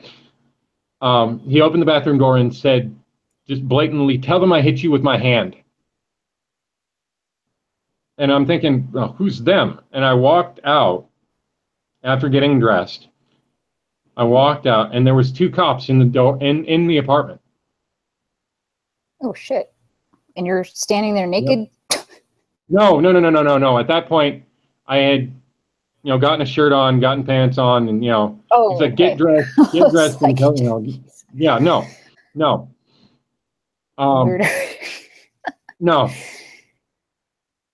And the cops go and ask me, "Hey, lift your shirt." Now, thinking of it again with an adult mind, I should have taken my shirt off because there was bruising on my back that wasn't seen. So I lifted up my shirt, and cop took a look at me, and it's like, "Oh, hey, what did he hit you with, son?" "Oh, his hand." "Oh, okay," and they left. At that point, they asked you what he was hitting you with? Yep. Yeah. Yep. Sorry, it cut out, and, so I was just rephrasing it so people could know what you said. Yep. Yeah. And at that point, after I said that, cop left. That told me not to trust cops either. So you can't trust, at this point, you can't trust the organization because the elders won't help you. You can't trust the cops because they won't help you. You can't trust anyone in the world because they won't help you. He'll find out about that. So you're alone. Yep. Period. Yep. I had me. Yeah, I felt the same way about the cops too. I thought after I had tried to tell the cops before, even counselors at school a couple of times about stuff that had happened, and they always believed my family. It was so weird. Like, they always just took them at their word and like, okay, well, tell your kid to stop making shit up then. Right. Like, okay, then. I guess my word doesn't mean shit around here. Uh-huh. Yeah, and it sucks like that. I mean, people didn't believe kids back then a lot. I think they do more now. Oh, yeah. But back then, yeah. No, it was always, stop lying about your mom and all that. There was another little thing, too.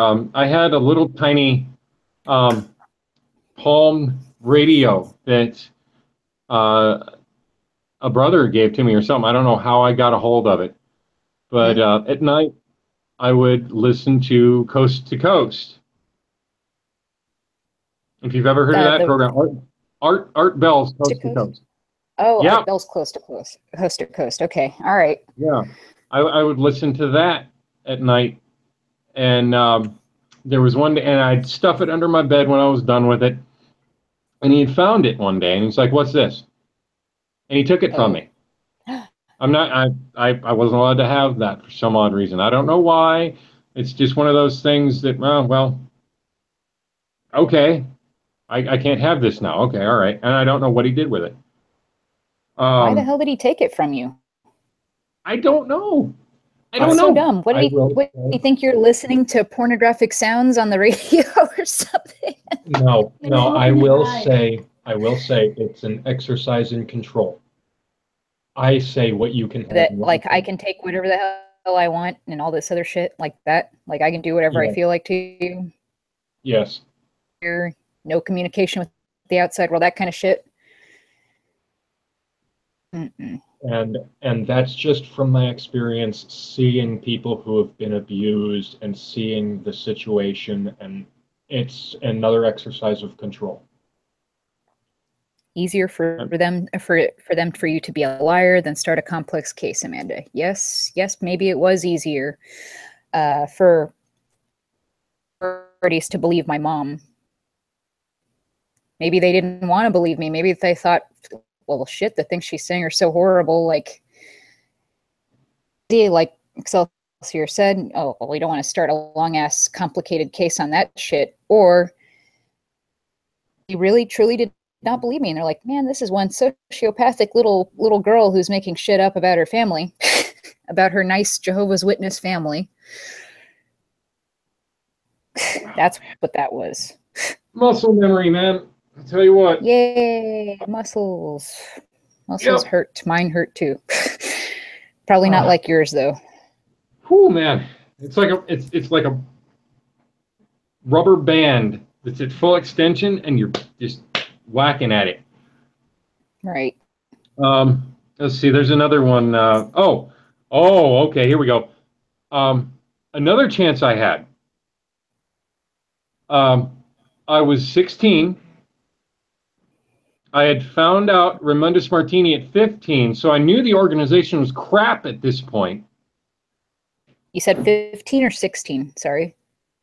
When I found out who Remundus Martini was and the aid book and this, that, and the other, I was 15. Okay. So I found out the organization was crap at 15. At 16, my mom came and knocked on my door, and I opened it, and I had, again, just gotten my ass beat that day for whatever reason. Maybe it was just not cleaning the house, and it just... the fear was real. He taught me fear. And she asked me, hey, do you want to come with me? And I shut the door in her face. Do you know why you did that? Do you remember why? Yeah. I didn't want her to get hit. He was still enraged, and I was in fear for her. You thought he would hit her for taking you with her? Something like that, yeah. Wow. Yeah. And at that point, I expected absolutely, totally terrible things from him. Just violence. Yeah. Nasty words, everything. Yeah. And so in my head, I was just trying to protect her. So by being cold and shutting her off, just like. Yep. And he opens the door and he talks to her and basically says something to the effect of, do you see that he doesn't want anything to do with you? And he used that. He used that. I know he did. I wasn't there, but I know that's what he did. Man, I bet that probably hurt your mom, but hopefully she tried to understand later on for herself, like what was really going on. So she, wasn't too affected by it, I guess. I mean, because, it did at the time. Yeah. Hurt her, but later on, after I'd gotten out, I sat down and had a 3-hour-long conversation with her. And so that came up. That came up and we cleared it up, and yeah. That's good. I'm so glad, because I can only imagine how you would have felt like if she had passed on and you didn't get to explain that to her. And oh yeah. That bugged me until I saw her again. Well, I'm glad you got to discuss that with her, because Yeah. that would be eating at you too right now, among other things. Mm-hmm. Okay, you pretty much already covered most of the next few questions, so I'm going to go to where next. Okay. Pretty much you said this went on for about 4 years. Yep. Back to the control. You mentioned him saying, "You will always live with me," to me. You mentioned that. Oh, okay. There was another time where he wasn't physically abusive this time. Okay. But he sat me down and we were eating a pot roast or some shit. And I don't know how this got brought up. All I know is this specific part of it. He explained, not explained. Oh man, you see that?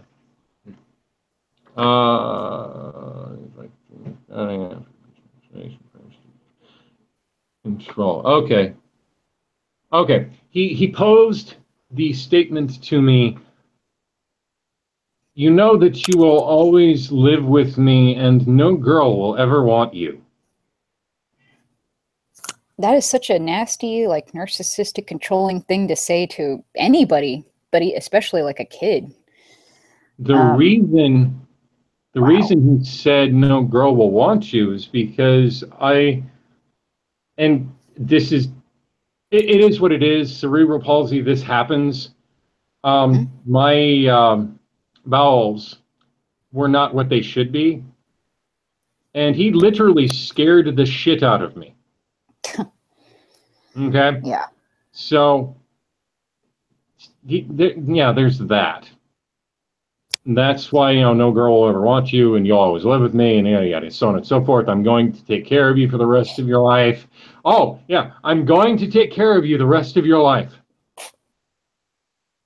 Like, take care of, or I'm just kidding. The double meaning, you get that. That might have been the case. Yeah, I'm going to take care of your ass. No. He could have meant that, but I'm sure that, like, if you were still living with him now, he would still be abusive to you. Oh, yeah. Yeah. In some way. Like, he probably wouldn't be able to beat your ass anymore, but he would still probably find some ways to be abusive with you. And verbally, mentally, and controlling, and this, that, and the other. And so he said that that he was going to take care of you forever, and that you were never going to be wanted by anybody, and that you were going to be with him basically forever, right? Yep. Wow. Yep. That's a scary thought. Yeah, tell me about it. You also mentioned... My grandma said I had to take care of her when I got older too, and I was like, hell no. I'm sorry, woman, I'll put you in a home first. But only because she's kind of like, because she was so mean to me and treated me in such an awful way as a child. If she had been like a nice, like, loving parent that never abused me or anything, then of course I wouldn't have a problem with, taking her in as an adult and, helping to care for her in her later years. Oh. It actually bothers me that I'm not in her life now, because she could just die any day and I wouldn't know. Also, as to the bowel control, after I had left, that week, it cleared up. Oh, wow. Yeah. So I had gotten to the point to where I was calm enough to where the muscles in my sphincter worked correctly. Wow. So it was a stress-related illness then? Yeah. A condition that you got from stress? Yeah. And the thing is, he pawned it off as, and this is in conversations with him recently, that, oh, you had a brain tumor, aneurysm, whatever, something's wrong with your head, and it fixed itself when you were 18. Well, no, motherfucker. No. How do you know that? Are you a doctor? All I know is it stopped when I left. Right. So, what can I equate that with?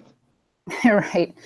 Gee, I wonder what the correlation is there, Right? if any. Man. Another one. He would every once in a while give me his ATM card and have him get groceries with it and this, that, and the other. And I would pull out $10 or $20 or what have you and just keep it. And there was actually visual aid.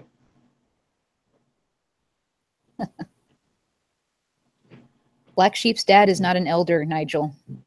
No, Sorry, we not. answered that earlier. We answered that earlier, but I don't know if you heard it. But yeah, he's not an elder. He never was, and is not currently either. These. Ooh, Pokemon! Hell yeah!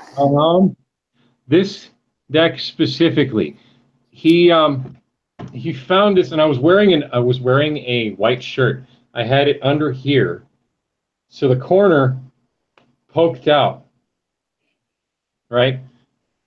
And I wasn't supposed to have. This was his money that I bought these with. Oh shit! Yeah. Whoops. It poked out, and he's like, "Wait, what's that?" And my demon card collection. Yeah. Oh, you're not supposed to have these. Throw them away. Throw them away? Yeah. And obviously I didn't. Yeah, good. But that just again speaks to the control. You can have what I say. Yeah, basically. Hi, Vince. Yep. Sorry. Hi. He didn't beat my ass that day for lying to him and taking money and this, that, and the other. He didn't. But at that point, it was, I knew I fucked up and he didn't have to. Fear. I knew I fucked up and he didn't have to beat my ass that day. Yeah. Damn. Yeah. Oh, so your dad left the organization? Oh man, that's a story too. Is that a come up later kind of thing? No. I can deal with that too. Okay. Recently, he tried to get me to go into the family business, and I don't even believe he's got lasers, LED lasers that he uses in shows, and he knows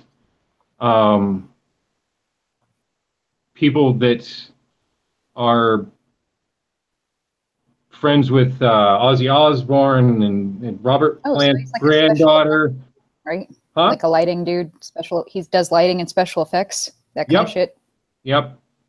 For like concerts and stuff. Yeah. And he got on Skype one day, and I asked him this.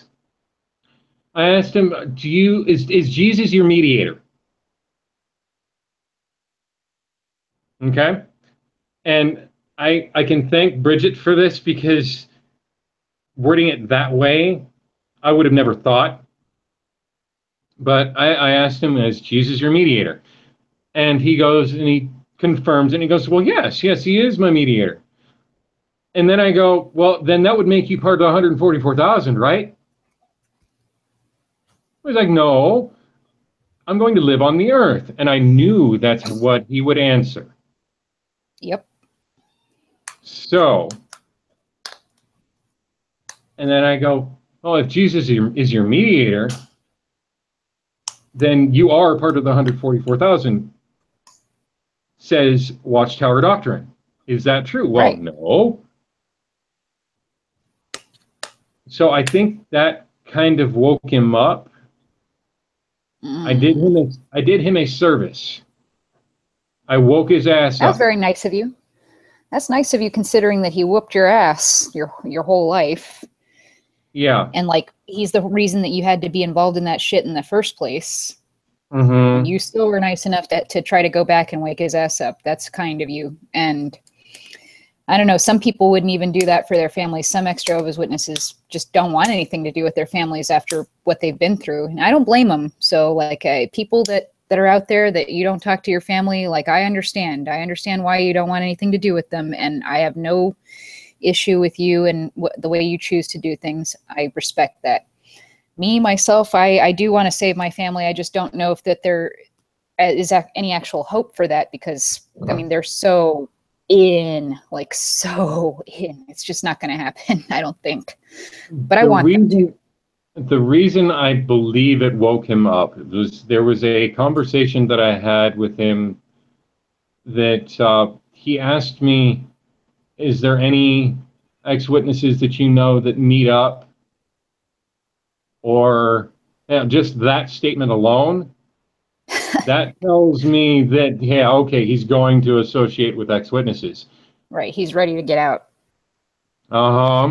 So, if you ever see someone that looks like this, be wary. Yeah. Because he's a mean ass. Oh my God. He's mean and he's two-faced apparently is what it sounds like. Yeah. And you just can't trust his ass. Such a shame. Children are such a gift, so it pisses me off and it's a shame knowing that I have friends out there that cannot have children, and that would be like they're desperate. They would love to have a child of their own. And there are people like your father and of course my family as well who treat children like crap, like little objects, like little, even less than animals, like just nothing. Yeah. Like who would beat their own flesh and blood? Somebody that they protected in their womb. Well, I mean, not your dad didn't protect you in your womb, but in his womb, but yeah, in my mom's or grandmother's case, protected their child in their womb for months, and still are able to do that kind of shit. I don't have the pictures of my childbirth. Now the baby book. I don't have those pictures, but and again, I cannot say this. I cannot confirm nor deny this, so I'm just going to state it as what he told me, and do with what you will with it. Okay. He told me that when I was blue and the doctors put me on the weighing scale like I was dead and so on and so forth, because the swelling was just enormous. It was about that size on my head. He said to me, well, I'm the reason you're alive. I breathed life into you. I called your name and you started to breathe. Oh, so he's Jehovah now. That's great. Right? All right, then. I breathed life into you. I'm God. He must have like a real complex about being better than everybody. He must think he is or something, or just think that he's awesome. Or think that he should be anyway. He will deny that and call himself humble. My ass, he's humble. I breathe life into you. Who does that sound like he's trying to be? Come on. Yeah, I know. I saw it for what it was. Huh, baby whisperer. Yeah, right. The baby whisperer. Yeah, I call bullshit too, Excelsior. I don't think that he's the reason that Black Sheep is with us today, but I am glad that Black Sheep is here. So am I. Despite the fact that he had to go through all kinds of shit to get here, I'm glad that he's still with us and that he's able to, somehow able to share this with us without fucking breaking down, because I would probably be breaking down right now if this were me sharing this. It is what it is, and I have moved past it. You kind of numb yourself to shit after a while, right? Like you just... No, it's not even a numb thing. I've dealt with it. I understand what it is. It is not my life anymore. But it needs to be spoken about. Yeah, because there may or may not be someone who is in right now that will see this or something and go, okay, wow, this sounds really familiar. I need to get out, and quickly. Yeah. Yeah, okay. I'm only slightly numb, but that's how I'm able to talk about it and even chuckle about certain parts of my stories.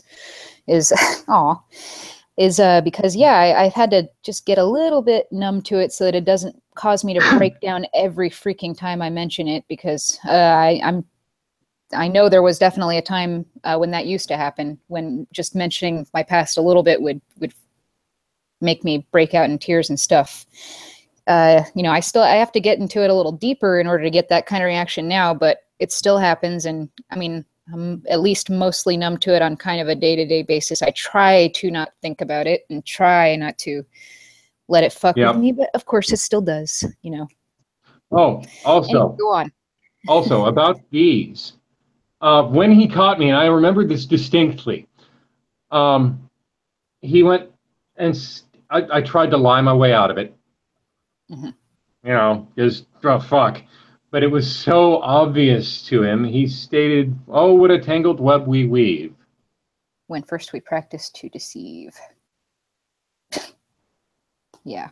Right? So at that point, I knew I was screwed. Man. But yeah, that's just another little side point of, again, the mental side stories manipulation. are helpful. They flesh out the whole situation a lot more, so you can really get a full picture. Yeah. All right, next one. Go ahead. Back to the control for a moment. All right. You also mentioned a couple of things you were not allowed to do. The job and the driving. Oh, okay. Another little story. At 16, I went to the childhood friend of his, and said, "Hey, can I be a bag boy for the grocery store?" And she's like, "Well, go ahead and fill out an application and this, that, and the other." But I knew that I needed to get his approval first, so I went to him and I went, "Hey, can I get a job?" And he's like, "No, you don't need a job." And that was that. I was told the same thing. You know why? Senior year of high school. You know why? I can tell you. Job equals money. Money equals power. Power equals get the fuck out. Right. Freedom. Yep. That's why my grandmother didn't want me getting a job either. Yep. And but also, she said it was just because she wanted me to focus on school and also my studies with the witnesses. She's like, I want you to focus on that. So that's why I don't want you getting a job. He didn't even do that. Yeah. He was like, nope. No. And then later on went, okay, you want a job? Here. I got a buddy of mine who needs his lawn mowed. Okay. He had a friend of his that needed his lawn mowed. And I'm like, okay, fine. I'll do that. And this was decent sized lawn. It was the house looked like a goddamn mansion. So I go and I mow the lawn, and he gives me $2. $2 fucking dollars? Yeah. For mowing a lawn? That's manual labor and shit. I know, right? And if this was in Iowa, I'm not sure if it was, but if it was, then no, damn. it was in New Mexico. Oh my God, it was even hotter then. I hope it wasn't during the summer. Oh my God. Well, it had to be. That's when the grass is growing like that. Yep. Oh my God, that's terrible. And $2. And so your dad, basically what you're trying to tell us with these stories is that your dad only wanted you to work when he fucking wanted you to work, and what job he wanted you to work, and for the pay that he felt you deserved. No, not even that. It's you will do as I say at home, clean the house as I do. And that's that. Period. And you're lucky to get your $2 fucking dollars. No, not even that.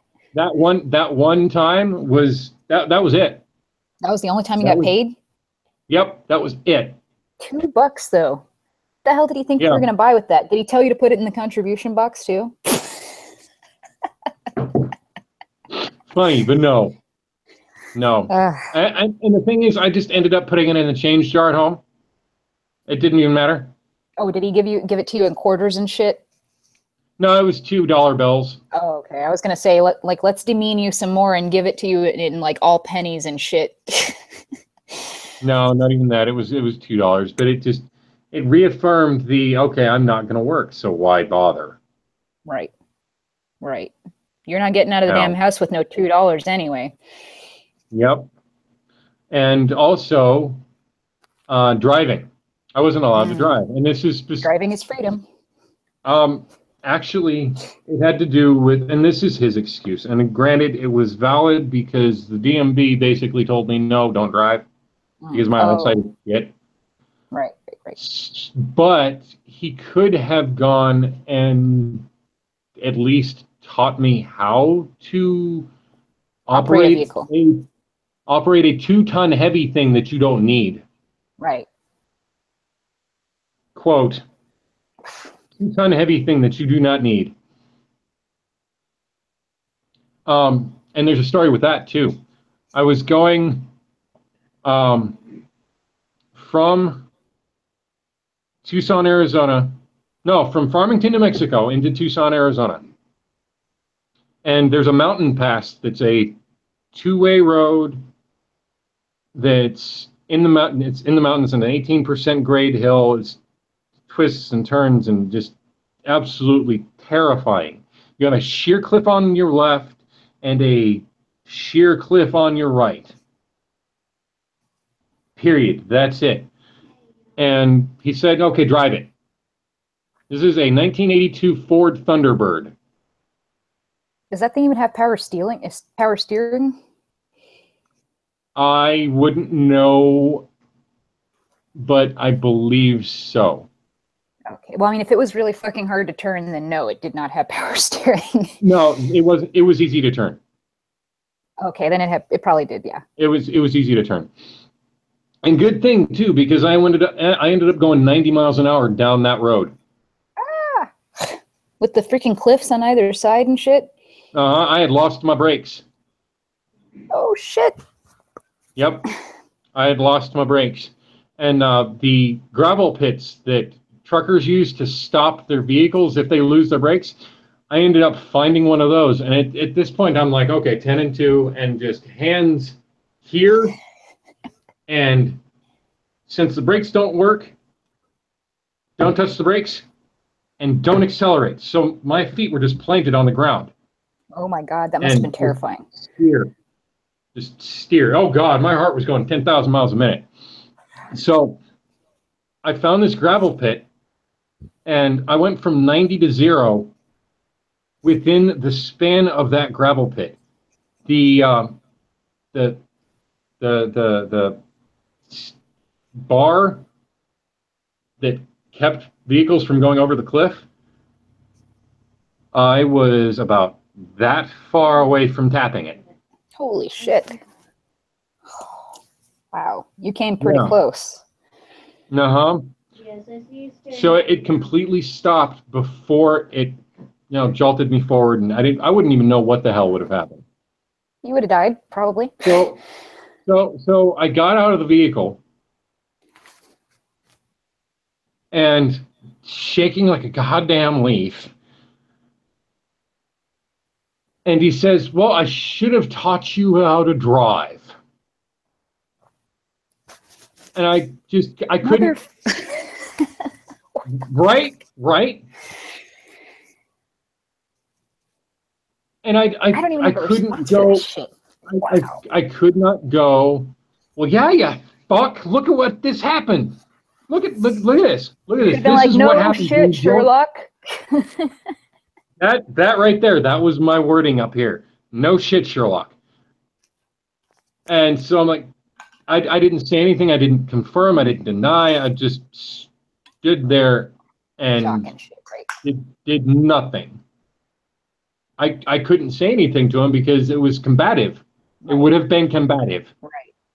Would have pissed him off, started his ass up on something. No matter what you say, too. Anything you would have said. Yes, no, maybe, whatever. Fuck. Any answer is the wrong answer. Any answer is the wrong answer. Yeah, so I'm just, well, fuck it. So I get back into the vehicle and I drive. And it was an experience because it scared the shit out of me. And not literally, just it scared me. I should know this shit. He should have been a parent and taught me how to drive when I was 16 or 15 or 14. There's people that drive tractors when they're goddamn 8, for fuck's sake. I know. You know? So it just, why? And I never really got an, I asked him this. I asked him this recently. Why didn't you teach me how to drive? Why didn't you teach me what you should have and be a parent? And minimalization. Not even, well, I could have, but it's just, well, we can do that now. Talk to me and we'll get anything that we didn't accomplish when you were a child, we can do now. I'm like, no, bitch. No, you fucked up. You had your damn chance. No. This is your bed. You lie in it. Right? Like, there's no do-over. You can't just do-over my childhood. I'm not going to fucking get younger magically and you can just do shit over again and my psyche's going to be unfucked. That's not how that works. Right? That is not how that works. Okay, I'm done with that little anecdote. Go. Okay. You have mentioned that when your dad hit you with a closed fist, it felt good. That. Okay, there was one day where he had popped me one right here. And I've got it's not a chip, but it's the way the tooth is. There's it's a snaggle tooth. Mm-hmm. There's a part of it that isn't flush, and he popped that, and he bled. I made the fucker bleed. Good, because he's human. That taught me, it showed me that he's human. He's not this invincible goddamn...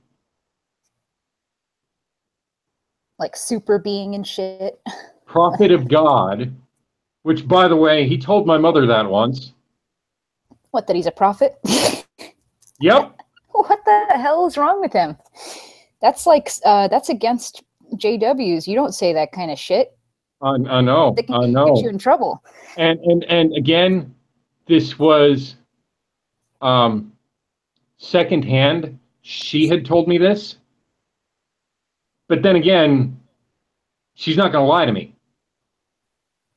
So I can trust that. She's not going to lie to me. My mother is not going to lie to me. Right. So I can trust that that is correct. Right. Now, what would she gain by saying that? Nothing that I can think of. So it is what it is. And you're lucky Again, that you could trust your mom like that, because in my family, since they were all Jehovah's Witnesses and they were all about, I could never trust like anybody. They all shit, and it all came out that at least at one point every single one of them had lied at some point. So I mean, it's like I couldn't just trust in my life to trust, because they were all not trustworthy. And so yeah, that's a really weird kind of a position to be in as a kid. Like, you just don't, and you can't trust anybody really. So it really does make you feel alone. You had your mom at least that you could kind of put some trust in. Yeah. Because you could believe what she said. She didn't have anything to gain, like you said. Yeah, it is what it is. And I knew that she knew more than I did. She lived the verbal and mental abuse that I didn't see. I don't know if he physically hit her, but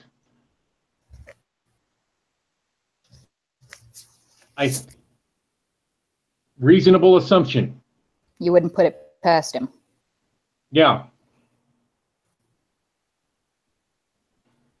Well, it's very likely that he did, and maybe she didn't let you ever see that or know about that because she didn't want it to. I mean, your mom sounds like a really nice lady, so she probably would try to shield you from that kind of stuff. Yeah. Yeah. And again, I'm the good guy. Your mother was the bad one. Your mother influenced you. Your mother was the one that was the person that did wrong. I shift blame like you wouldn't believe. Oh yeah. Oh That's my a narcissist God. right there. Shift blame. Put it on somebody else. And even to the point of he was trying to get me, and this is recent, he was trying to get me to think that she made me the person that I am. No, bitch, I am what you made me. You made me into this monster. Fuck you. Deal with it. Right. But you can't argue the fact that you do have that sensitive side that your mom has. I am rather sensitive.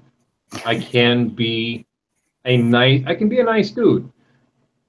But you really got to work for me to get that pissed off at you. Yeah. You got to earn my disrespect. Yeah, I'm kind of the same way. Yeah. I mean, there's a lot of shit that I'll let slide before I'm like, okay, you know what, motherfucker. You. Oh, another side note. This is my mother's favorite cup. Oh, the one that I always drink awesome. coffee out of. I'm surprised your dad didn't like snatch all her stuff and like destroy it or something just to hurt your feelings. No, that 3-hour-long conversation basically went like, okay, look, let's compare stories, and what are we going to do about it? Do we want to get him out of the house? How are we going to do it? And I explained how I felt. She confirmed and denied, or not denied, but she just basically confirmed what happened and then like said she didn't know about other stuff, I guess. Yeah. And then I posed a question to her. Okay, how do we get rid of him? Is there anywhere that you know that we can stay with? And she's like, yeah, I've got this friend of mine. Let me call her up. And we stayed there for 3 days. Just so we knew that he was gone. And just to chill and not have to worry about him. Yeah, the tension was gone and you were just relaxed and Yep. And he's a slick fuck too. Another thing that happened was she almost married him again. What? She almost, because he's a knight in shining armor. You know how witnesses are. They will slick talk and go, well, I changed and I'm not that way and I've yada yada, so on and so forth. And yeah. Right. Not to mention the love bombing crap. I'm sure he did that too. Oh yeah, he was real sweet to her and you know, roses and all that and all the nice flowery romantic crap. Oh yeah, your dad is like the classic abuser. She almost fell for it. She told me that. If I had not pulled her aside and went, hey, come here, let me talk to you. While he was sleeping, she would have fallen into his web again, I guess. I don't even know. But I had to stop it. I had control at that point. And I knew it, I recognized it, and I used it. Good. That can happen. Sometimes you have to wait for it. And I'm speaking to the people in live chat or people that see this later on. There is always an out. There is an out, yes. Sometimes you have to wait for it. Sometimes it'll be blatant, but speak up. Do get help. You are not alone. Make it obvious that there is something that is going on that is not normal. You got to tell somebody, make it known. Make it known. Somebody will know how to help you. Even if you can't figure out how to help yourself, somebody will know how. Just talk to the right people or talk to whoever who can put you in touch with the right people. And there's always somebody out there who is either willing to help you or willing to help you find somebody who can. It's out there. Full of 100% nasty, evil people. Like there are good organizations out there that will help you. And I don't mean like the organization. I mean like a normal, like charitable, like organization or something that will help people that are victims of domestic abuse. Yeah. Just anything. There are people out there. Yeah. We exist. We will help you. If we can't help you. Anyway, and in my case, I couldn't trust the police. I couldn't trust anyone. I tried. And it wasn't good enough. It didn't seem like it was enough to have man. It was soul crushing. It was defeating. And it sucked. And it hurt mentally more than anything. I shouldn't have stopped. I should have. All right, here's the thing. When I was 16 and she went and came up and said, "Hey, you want to come with?" I should have just shut the door and left. Fuck everything I have in the house. Let's go. If anyone, but you were a teen though, and you weren't thinking like, you didn't know. I did and I didn't. I chose the wrong path. Right. I chose the wrong path. You were just and trying I was to protect being protected. Your mom. Yeah. Yeah, I was being protected. And that's all shit. That's all I cared about. Fuck my own safety. I don't want her to hurt like I do right now. Yeah. When you're in an abusive situation, your thinking is not always the most rational shit, and you will try to protect others sometimes before yourself. I remember when I was in that situation, I would always be worried about my siblings. You know, like, oh shit, I got to protect them first. That's another thing. I've always wondered what would have happened to me if I was born a girl. Oh shit. I want to think about that. Yeah, I don't either. But given the scope of all of this, I'm assuming that everyone can understand that it would have gone bad. It would have gone real bad, real quick. Yeah. Again, I cannot say to that because I got a beard.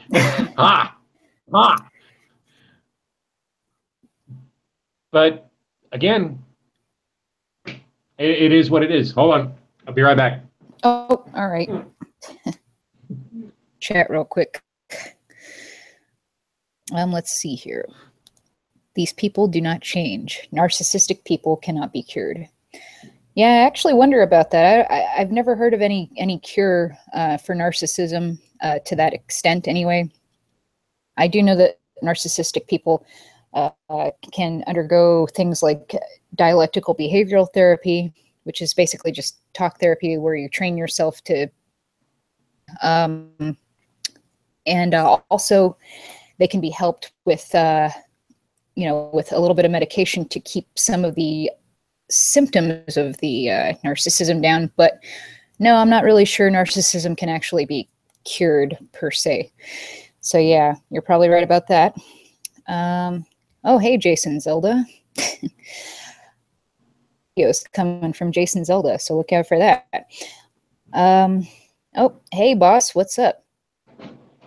I mean, I've seen John Wick 2. It's awesome. I love the first one too.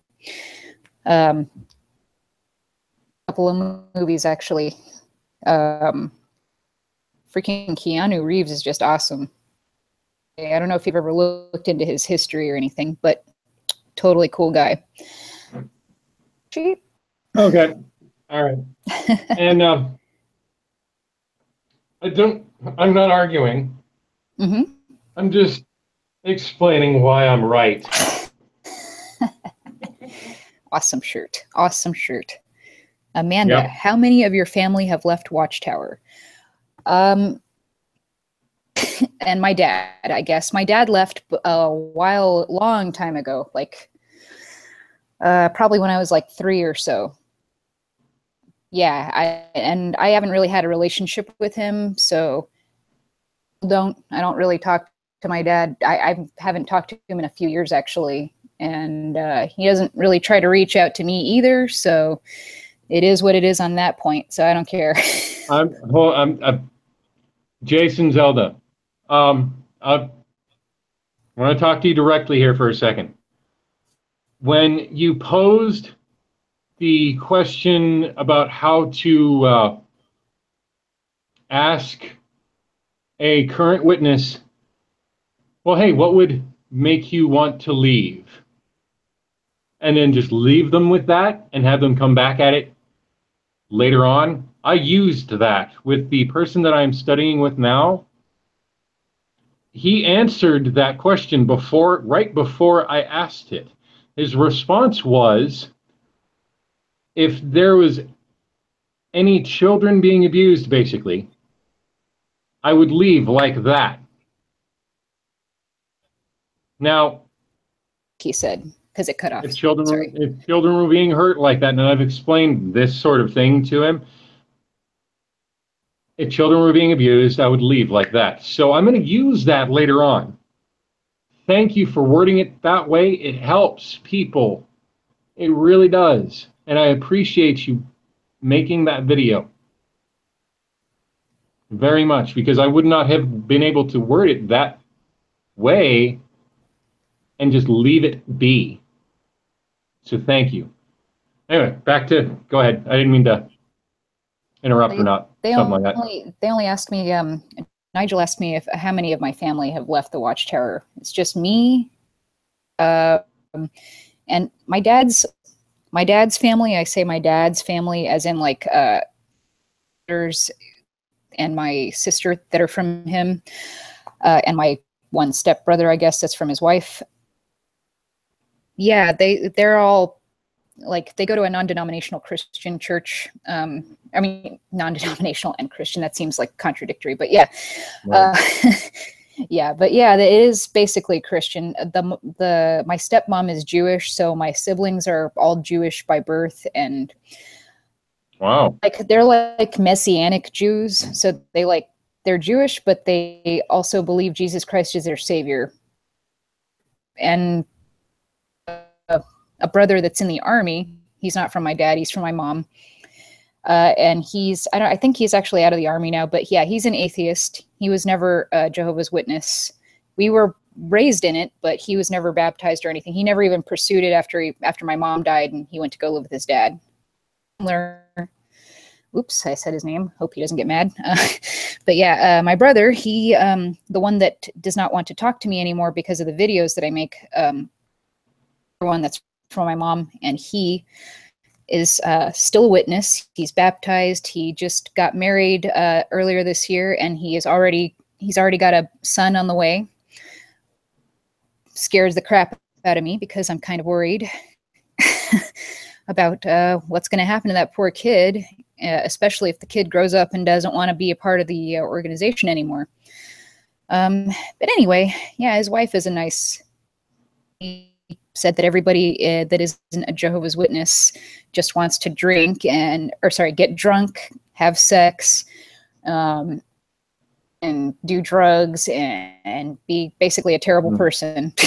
Yeah, that was nice of her. That's what she thinks of us. Pretty much the only people in my family that have left. Everybody else is, I mean, the ones that aren't, Jewish/Christian, whatever you want to call that. Everybody else is Jehovah's Witness. That I mentioned that was in the army is an atheist, and me also do not believe in anything. I'm not one of those hardcore like militant atheists. I'm not going to go around and yell at people for believing in stuff. And if I ever found I would definitely believe in God. His head out of the clouds and said, "Hey, start worshiping me and shit." Well, I mean, I'd have a few questions for him first, though. Like, for real, then what the hell's up with all this shit like going on, like cancer in babies and people getting raped and killed and stuff? I mean, I would have a few questions like that, but right, believe that God existed at that point. Really long ass answer to your question, but yeah, it's pretty much just me and like a handful of my family members that are not witnesses, and most of those are because they never were witnesses. Oh, and I was never baptized, in case any of you watching didn't already know that. Oh yeah, I was never baptized either, but I did get asked. I did get asked by the elders at 16, 17, this, that, and the other. When are you getting baptized? And it was sort of a pressure thing, and it got to the point to where my auto answer was, "Well, I'm thinking about it." And again, at this point, I had found Raymondus Martini. I knew it was shit. I just didn't want to lose my safe spot, my safe space. I didn't want to lose it. So, and I knew that if I brought that up to the elders, one, at that point, I knew they weren't going to help me anyway. So why speak out? Why speak up? Why try to wake them up when they're not going to fucking help me anyway? Fuck it. So I kept it to myself and just shelved it. Right. For years, I shelved it. Oh, man. Whew. Anywho, all right, next one. Okay. This is going to be getting more into a point that's been basically getting back to repeatedly. All right. The terror. I'm going to assume that most of everybody here at least knows what Pavlov's law is. Oh. Fear reflex, or just ingrained reflex. Woo, man. Talk about the car engine and the boards in the house. Okay, so I believe I was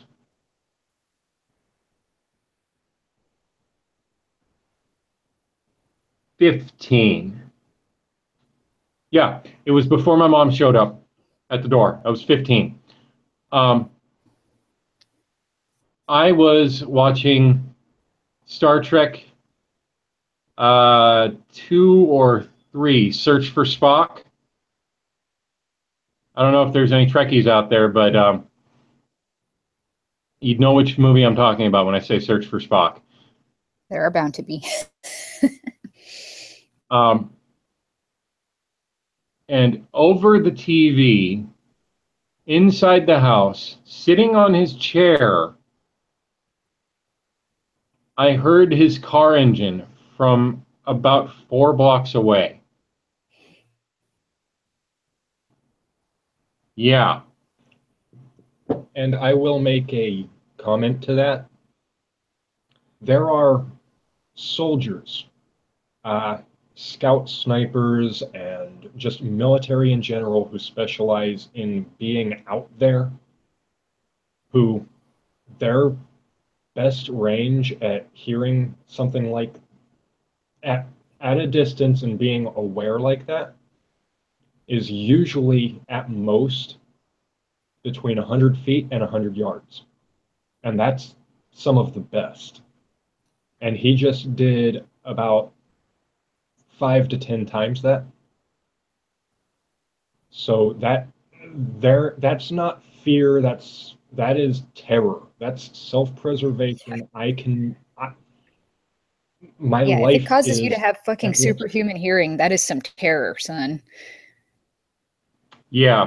And the thing is, last night, after I had come from Wolf's house, and my ears were super hot, and I had ringing in my ears, and I knew what that was. I knew that I had to just push my hearing to its limits and see what I could hear, just to calm my head. And I can still do it. Shit. I can still push my hearing to 4 blocks away. I have the same thing you did, by the way. I was going to mention that I used to be able to hear my freaking grandmother's car from like freaking streets away from me. And I would be like, holy shit. And I would like start like myself like into a position of like looking not like I was fucking doing anything bad, basically. Yep. And that's what it was. Yeah. Exactly. That's what it was. And I had just enough time to shut the TV off. And it was one of those old boob tubes where the back of it would heat up the top of the TV. Oh shit. So you had to make sure you had enough time so it wouldn't be hot when he got home, right? Yeah, and I fucked up. There wasn't enough time, and it was too hot. So when he got in, he asked me, "Hey, what are you doing?" And he immediately went to the TV and asked me, "What are you watching?" And he turned it on.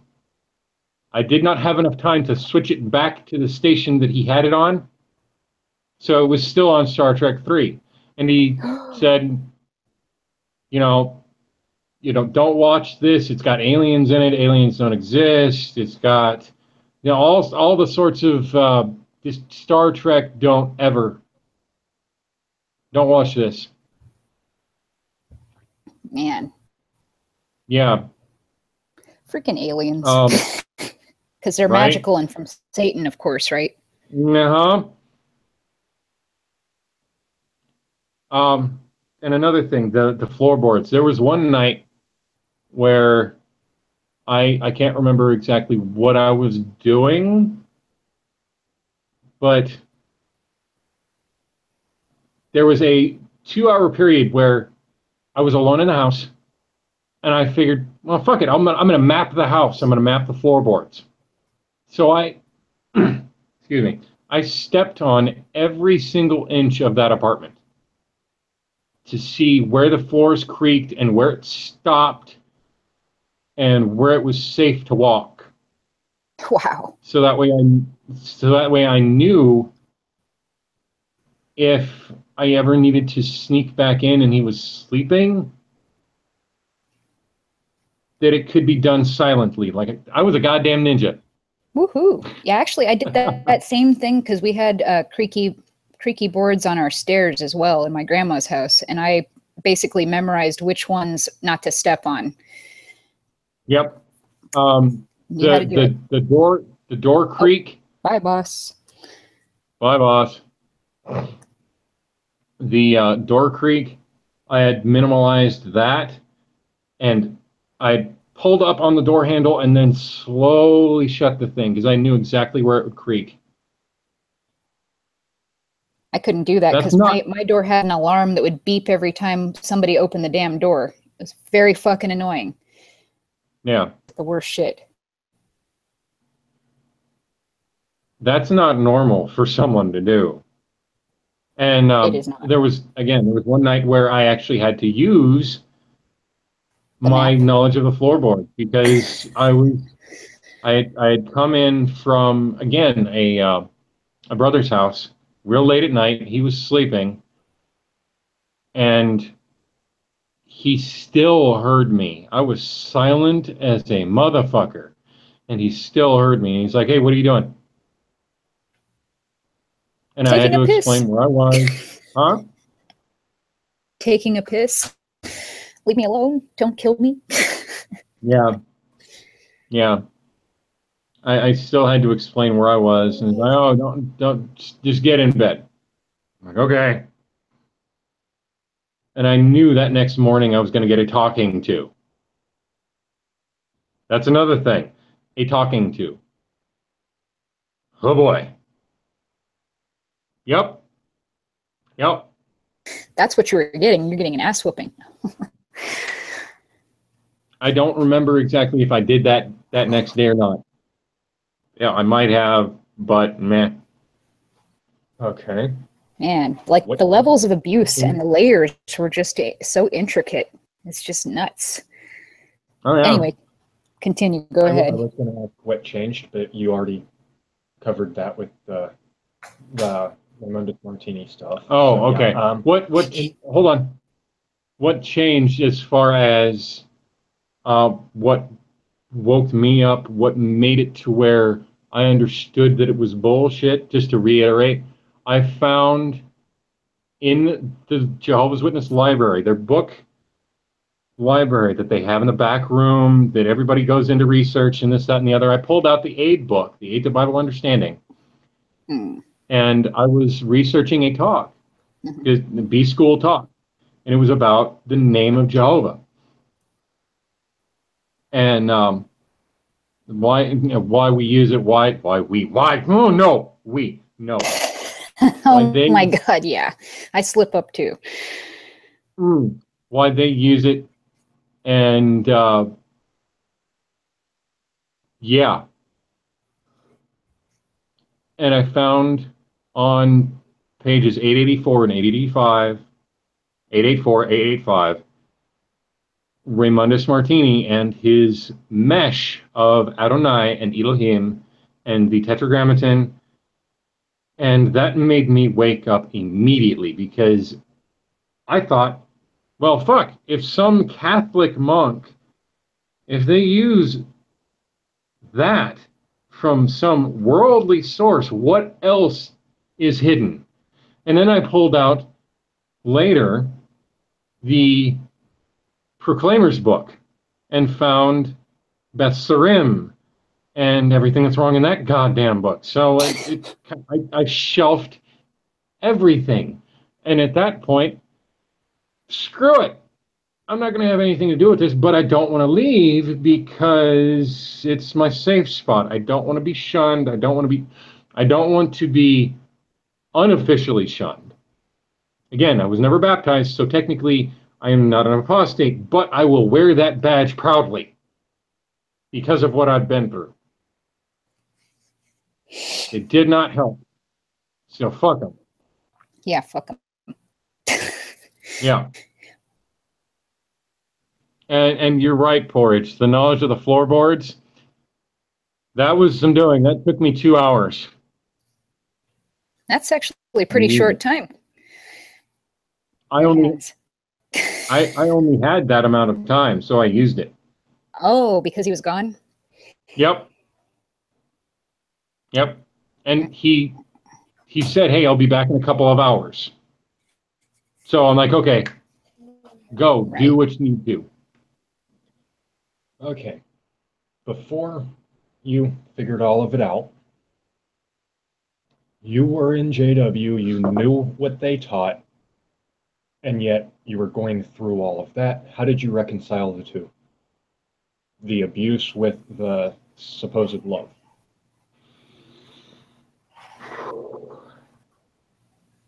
It was tough. I knew that there was something wrong, but I didn't know what to do with it. I knew I was stuck. I knew that these people wouldn't help me. And that's another thing. The witnesses that the congregation that I was in, they knew. I knew that at least a handful of people knew what the hell was going on, but did nothing about it. That's always the case, isn't it? Now I can go on conjecture and say maybe the whole congregation knew what was happening to me. Because elder wives, they speak, they gossip, they yada, yada, yada. Hey, look, he's got a bruise on his arm. What happened? Even those gossipy bitches didn't help, huh? No. And one of them, actually, after I had left,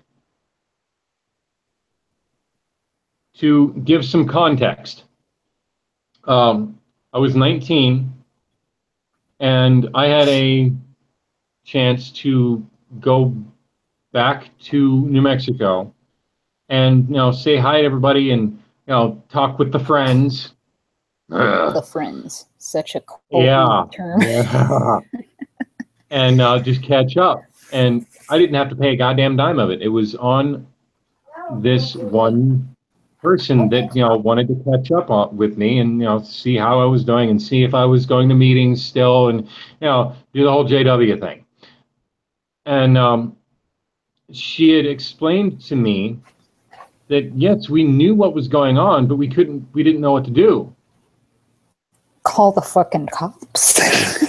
Uh-huh.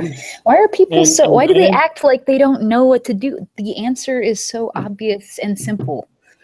And I quote, you can only use the excuse I ran into a doorknob so many times before someone figures out what's going on. Yeah. And I used that excuse. She was using that correct statement. I have told people, hey, I ran into a doorknob. Right. So. That's the most obvious sign of abuse. Even just using it once. You're right. Yep. And that's, again, it wasn't a blatant cry for help, but it was what it was. And adult minds should be able to see, okay, look, something's happening to this dude because, well, yeah, that doesn't make sense. Something's going on. I need to do something about it. Nobody did. The sense of being alone was palpable. It was there, and I had no recourse as to who do I tell to get me out of this. Right. Nothing. I only had myself. Felt like, right? Yeah. Yeah. Like that you really truly had nobody to reach out to. I felt like I had no one to rely on. So I did what I could. Huh? Including the damn cops. Yeah. If you go back and listen to this, including the cops, I couldn't trust anyone. And I tried too. And it didn't seem like it was good enough. Now, looking back on it, I did what I could, given the situation that I was in. Other people scream like hell. Get help. Talk to a teacher. Talk to a counselor. Get somebody that's a mandatory reporter and have them be an outcry witness. Right. Period. There is recourse with this. You do not have to be like I was. Whew. Thanks for that, man. Yeah. Okay. Why did you decide to start talking about the witnesses with your YouTube and... Why did I start Black Sheep the Unwitness? Why did you start what? I'm sorry. I said, why did I start Black Sheep the Unwitness, the channel, the YouTube channel? Yes. Okay. Going back to my previous statement, I am going to put out what happened to me and say, all right, look, it doesn't have to be that way with everyone. You have an outlet. You can use it. Speak your story. It helped me mentally. Now, granted, it took me 15 years to be comfortable enough to even watch a video. My first video was JW Struggle, his disfellowshipping video. Which one? Which one was it? His disfellowshipping video. Yeah, I watched that one too. That one was good. Yeah, and it took me days, and I wrestled with myself internally. is it okay to go and do this? Because I knew that once I clicked play, there was no going back. Right. And I, again, internally went, all right, what harm, and ask yourself this, what harm will it do to you mentally? What harm will it do to you physically? What harm will it do to you emotionally? If you can answer none to any of those, it is okay. They will not find you. They will not control you. And if you're at that point to where you're even considering hitting play, do it. Yeah.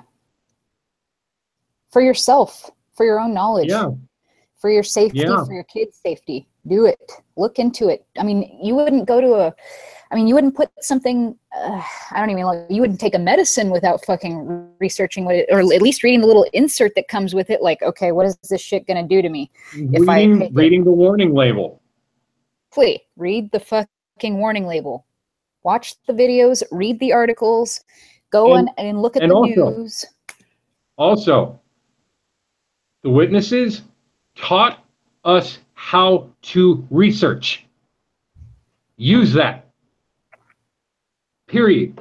Use what they taught you against them. Yeah.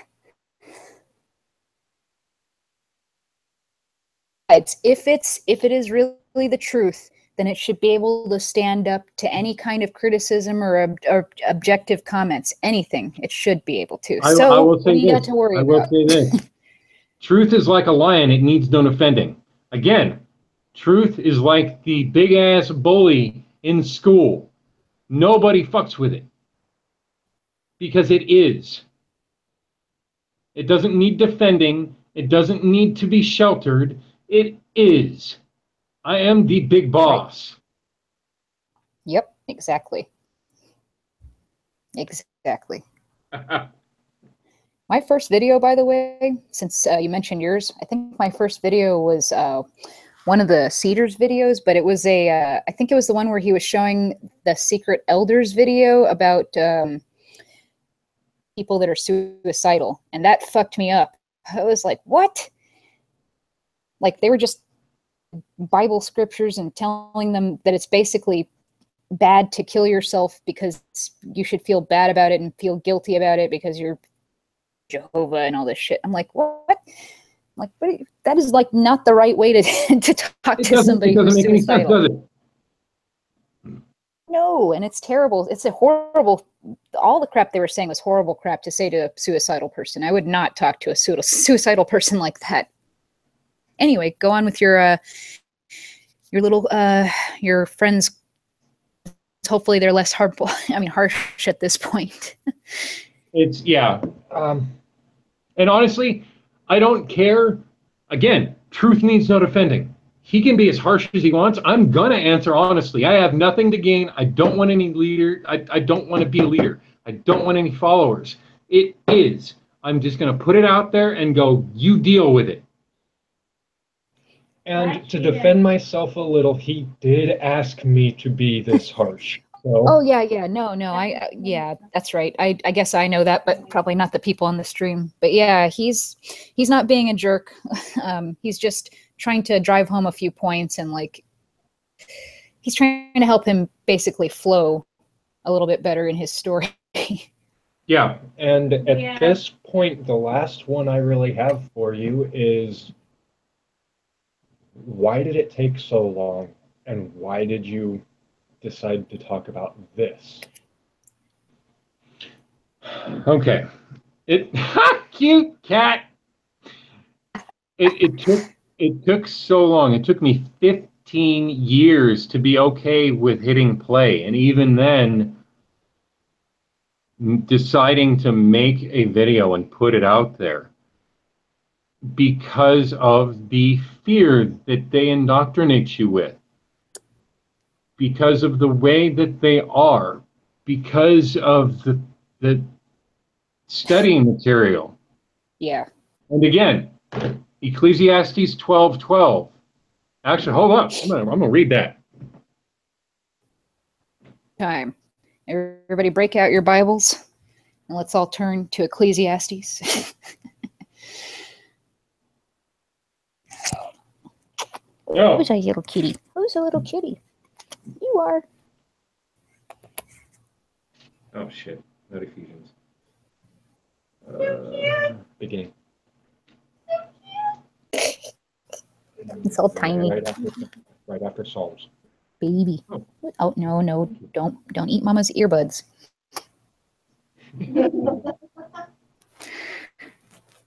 Daddy actually did that to mine once. Right after Proverbs. You guys have 2 cats, right? Hanging around in there. They have 6. 6? Yep. Oh man, that's awesome. I want 6 cats. Okay. Ecclesiastes 12:12. In the silver turd. Silver turd, yes. As for anything besides these, my son, be warned. To the making of many books there is no end, and much devotion to them is wearisome to the flesh. Mm-hmm. And yet they love making, or they did anyway, like making a bunch of literature that they insisted you use the freaking Bible in their studies. The Bible is almost like an afterthought. It's like a little, here you go, we're just going to embellish our book with some bits from the Bible to make it look legit. And they give you Out of context too. What was that? They give you an instruction manual, and if you do not have the instruction manual, you are not allowed to read the Bible. Oh yeah, that's right. That speaks to, I believe, Russell saying that you can't understand the Bible by itself. Yeah, I hated that. I'm like, what? I'm pretty sure that if God wanted there to be some kind of companion book to the Bible, he would have made it, right? The Book of Mormon, man. No, but Joseph, whatever the hell, made that one. Young. Head coverings, please. Yeah, well, hey, I've got my head covering right here. You're funny, man. And I'm the one that read the scripture, so the head covering doesn't apply. Ha! Yeah, it's all good. He's leading the meeting here.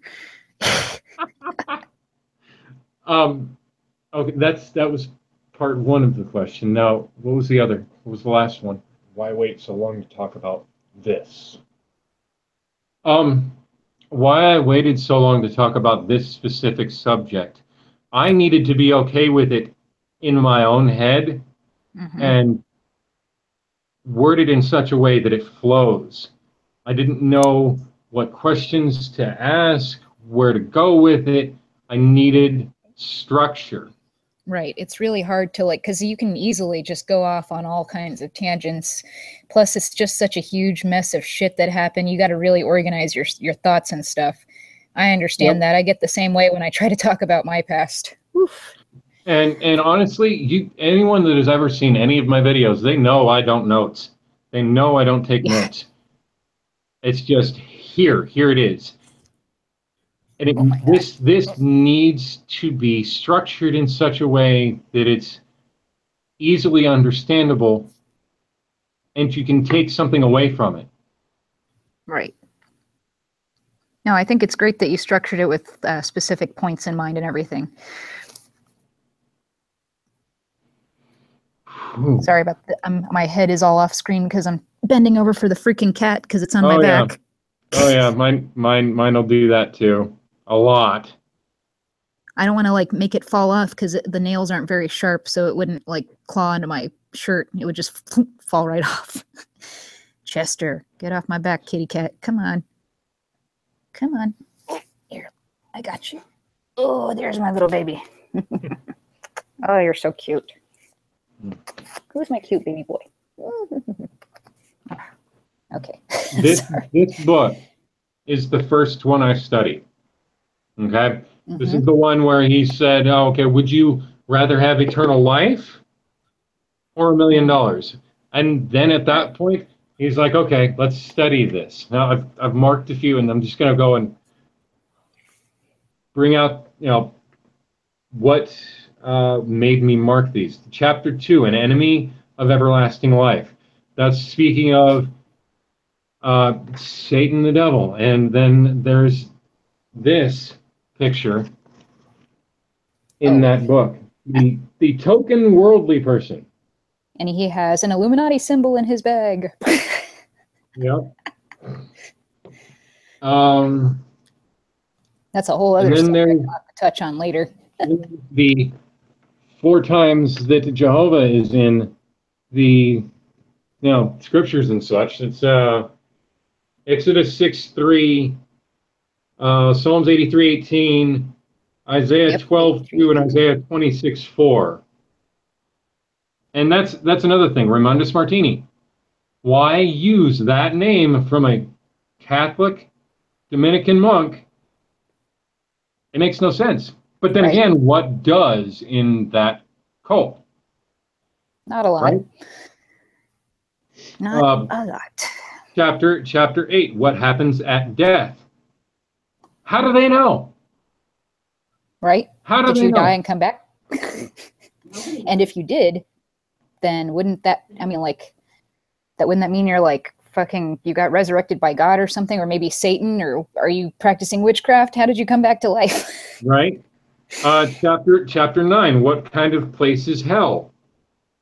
Apparently to them, again, one that doesn't exist. Right.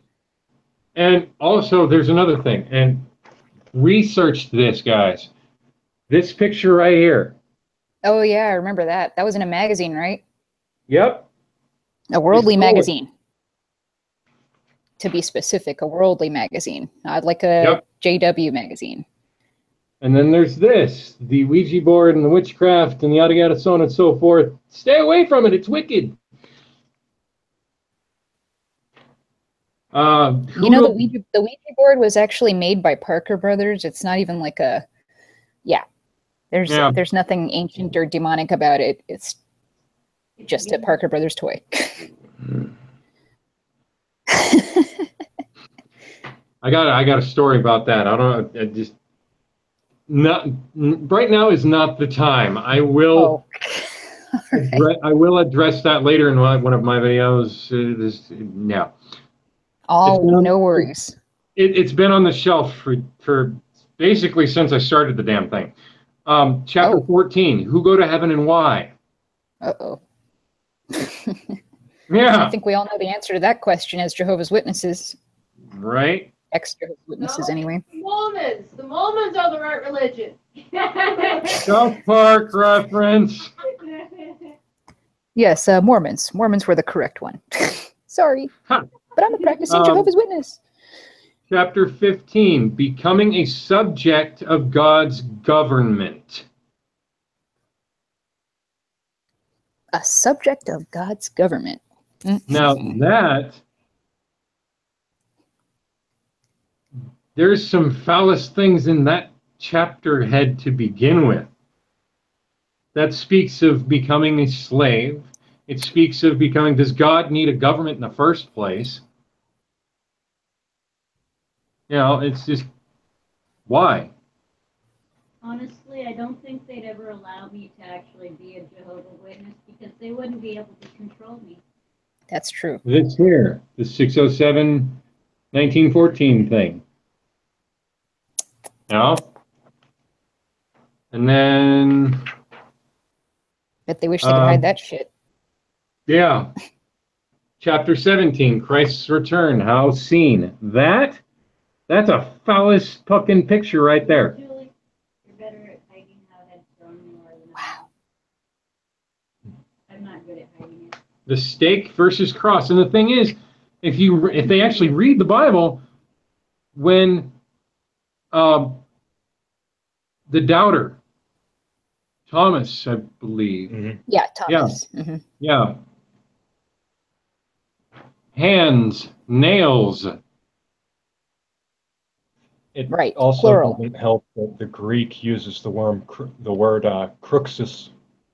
or cross. You want to explain to them what you meant by the hands and the nails? Because maybe some people didn't quite catch it. But you know what I meant. But yeah, there's I mean, I'm yeah, right. Yeah. In JW doctrine, steros. The Greek word steros is used as and translated as stake, a pole, which is bullshit, because they, in the same passage, use the word for nails, plural. Yeah. So how can there be two nails in a wrist? Wouldn't be necessary. Yeah. Also, in that same passage, in the Doubting Thomas passage, well, actually, I don't think it's the Doubting Thomas passage, but if you read the Passion in the Scripture, the plaque that says King of the Jews is nailed above his head. Not his hands, his head. So that picture is phallus. Period. And their own Bible proves it. If you don't believe me, read it for yourselves. Get you a copy of the Silver Turd and read that. Can you still order a copy of the Silver Turd through their website? They're still giving it out. Baby, don't you have one? Yeah. Yeah. They're still giving it. Unfortunately. That's amazing. Chapter 22, identifying the true religion. Again, does God need a religion? Nope. Sure doesn't. Chapter 23, God's visible organization. Here we go with them motherfuckers again. Right? Is God a business? Ha! Is God a business? Yeah, does God have a corporation on earth?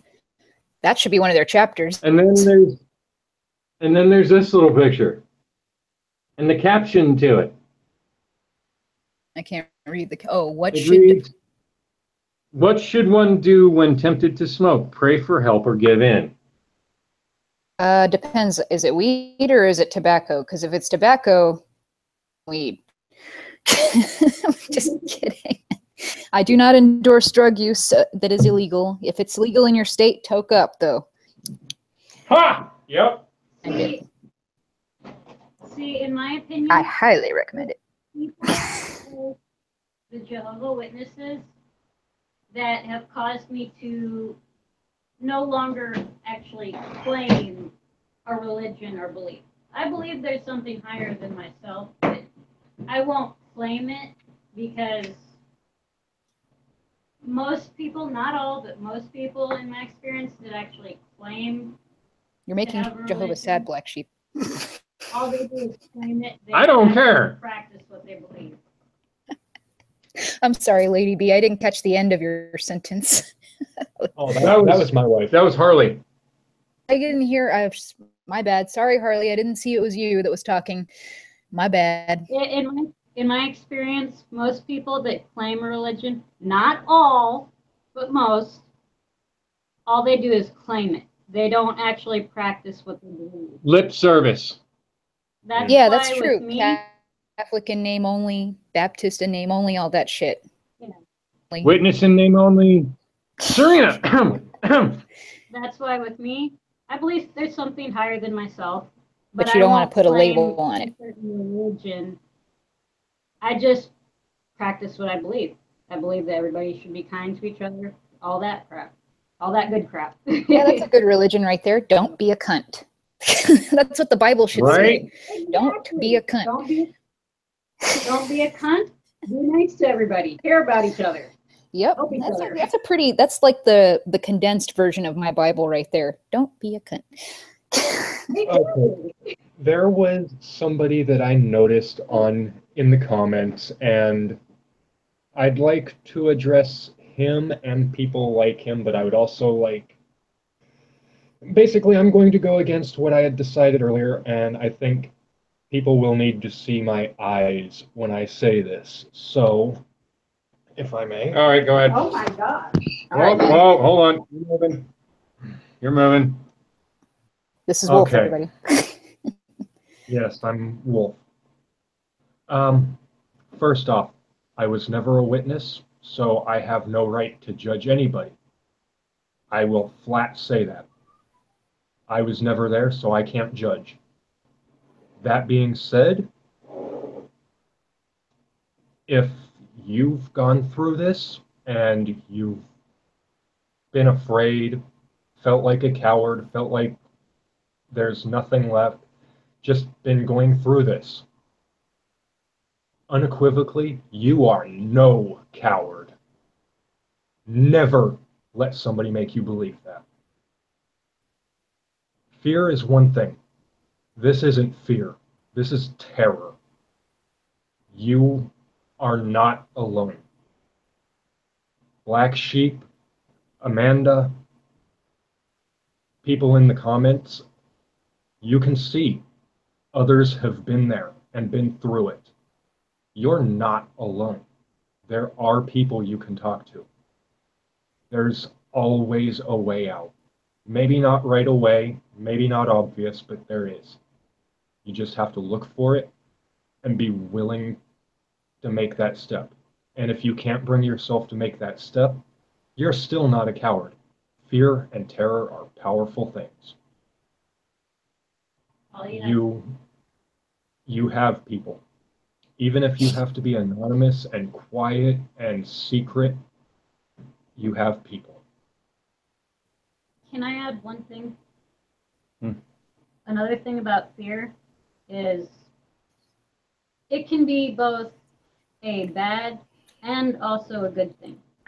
You can also make fear work for you. That's what I did. He fears me now. He straight up fears me. Really? What I mean is, in making fear work for you is kitty cat. What I mean in making fear work for you is, yeah, you're afraid, but fuck the fear. I'm not gonna let it control my life anymore. I'll use that fear to push myself forward, to push myself past or you could use the fear of you know what's going to happen to other people to push you forward to you want to get past this so that you can help other people. If you want to help other people, you don't have to place. You can always just get yourself out and try to move past it. But if you do want to help other people, that's always good. I've never been a witness, but I've been through my own things, and I use my fears from that to try and help other people. Right. And yeah, that's another thing.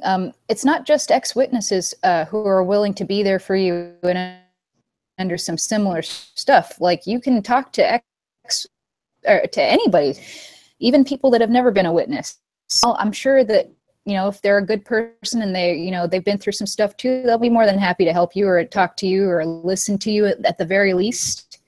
You know, we've all been through some shit, not just Jehovah's Witnesses. And I will make a request.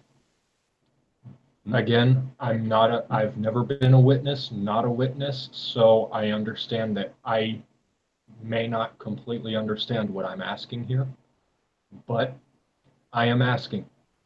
Tell your stories. It can bring you guys together and it can help, you can help each other. And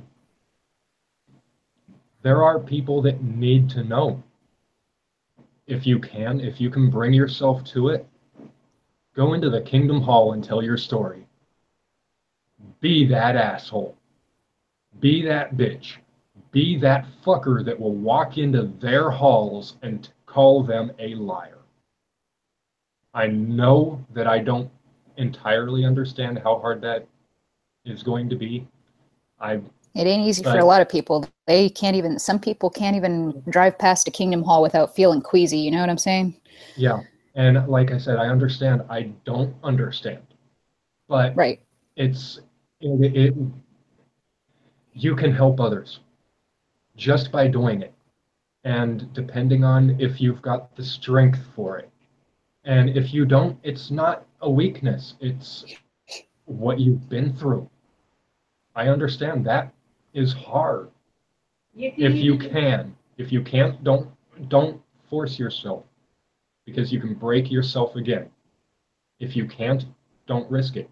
If you can, do it. Even doing it anonymously on the internet. And also, my memorial video, I partook. You did, yay! Okay. I partook. It was good Merlot, let me tell you what. Really? They usually use cheap-ass red wine over here, like a Chianti or something. Wine. But I will say this,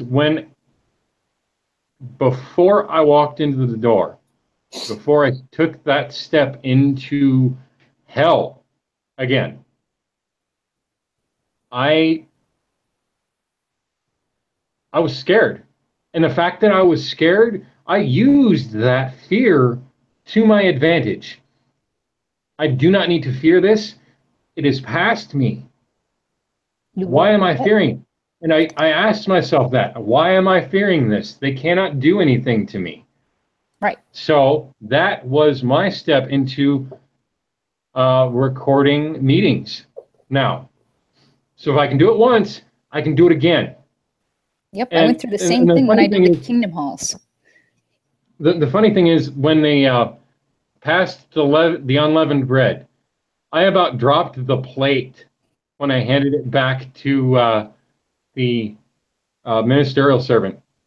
I about dropped the plate. Damn. Yeah, I was shaking. I was scared shitless. But I was there for my own health, my own mental well-being. So I knew that if I could do it once, I could do it again. And now we've got some in good standing baptized brother who's read Crisis of Conscience, who's read In Christian Freedom, studying with us. And I'm not trying to wake his ass up. He already knows the information. He just doesn't know how to quite apply it. Right. He's a logical fallacy machine, let me tell you what. But it is there. And we can use that. You don't know what people have done, what people have experienced, until you go and say, hey, look. Talk to them. Get them alone if you can. Because at that point, they don't have the other elder person, whatever, to basically say, oh, and your video's gone. My bad, hold up. Somebody tried calling me. Oh, no. Uh-oh. It's broken. You good? Oh, yeah, you're back. Okay, my bad. Use that fear against them, basically. They can't hurt you. They've done that enough already. So it's okay. That's just basically my point. It is okay to go in and expose these people for what they are. Yep. It is not a bad thing at all. It is the right thing, if anything. Yeah. Hurting anybody by doing it. In fact, it's the opposite. You're helping them. I mean, initially it may hurt to hear the kinds of things that you have to tell them. Hear that they've devoted their life to an organization that protects pedophiles and kills people with a flip-flopping blood doctrine, and that it's okay to shun family even though it's not excommunicate people, you know, that right. kind of shit. Did you happen to have any like closing thoughts since we're about to pretty much hear? Ooh, who's that cute kitty? Hi, suicides. Hey, JW Suicides. Woohoo. Just go back and watch this It's extremely informative, but be prepared for your stomach to turn.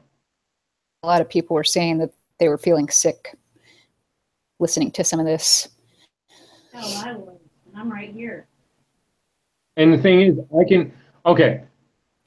the fact that I can do this without my stomach turning and without any sort of tears or anything like that, I have to use the logical side of my brain and not the emotional side.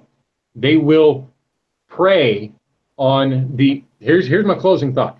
They will prey on the emotional well-being of your psyche. They'll find a niche and they'll use it. If one of your family members has died, they'll go and say, well, wouldn't you like to see them in the new system and see them in paradise and no sickness, no old age, no death, no nothing? Or if, in my case, if you have a disorder, God will heal you. You won't have to have glasses. You won't have to have crooked toes, and you'll be able to walk normal, and you won't have any more pain. And that's how they got me. That's how they got me. Yeah, they find a way to appeal to every individual person. That's why it always bothered me that they had those magazines and they would like rifle through their little tract bag and see, okay, which one of these applies to this situation? Oh, this lady has kids. How about this one? Or which one has a sick person in their family? Blah, blah, blah. You know what I'm talking about. That speaks to before I'd knock on somebody's door, I'd case the place, basically, real quick. And go. And they take down info about it. If there's any toys outside, they have children. If there's any little toys, they have young children. If there's two cars in the driveway, there's What'd you say? So creepy that they like do that. They go and but they're told to do that, like to take down info about them, to try to get a feel on them, a read on them, and see like what kind of angle you could use to approach them, basically. Correct. Like, did they tell you that they just suffered a death in the family, or is there a family member that's in the military, or is there something going on, with their child, with their health, something like that? Like, you can pick any of those, and there's probably a freaking JW tract for it. Yep. They'll pick a niche and they'll use it against you, and they'll appeal to your emotional side. You have to use logic. You have to use fact. Yep. That's right. Like I said, any closing thoughts that you had to share with everybody? Maybe you wanted to give them a quick message or something before we go. And if Wolf wanted to say something as well, or Harley, or even Lady B, they're welcome to. I will give an affirmative to Excelsior. They use emotion as a weapon. They do. They really do. Don't let them. Weapons. Right? Mm-hmm.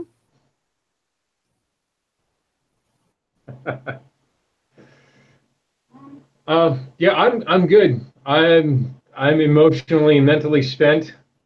I tell you what, I could use a shot or a beer or some shit. And I appreciate you for allowing me to do this. Oh no, thank you for sharing with me. Like, I feel honored that you would be willing to share this with me. Trying to inspire others, of course, to do what I've been trying to inspire others to do as well. Share your story, get out there and do something about it, heal yourself, all that kind of thing. Yep. Like Harley had something to say.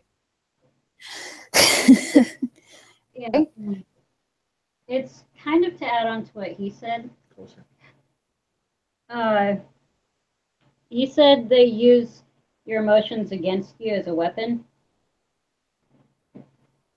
In a way, you can do the same thing. Use your emotions as a weapon. Try and keep your emotions in check when they try and use them against you. Basically, you're the one in control of your own emotions. Don't let them use it against you. If they try, pretty much in your mind say, No, fuck you. This is my body, my emotions. I'm going to feel how I want. If I think you're an asshole, yeah, you're an asshole, and I'm not going to let you feel like, or let you make me feel like shit.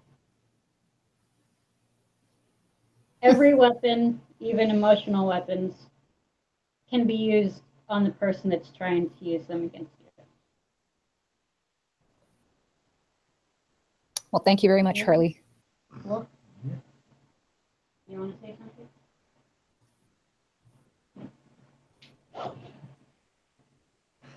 I had to go a little bit along with what you said, so that's going to be on.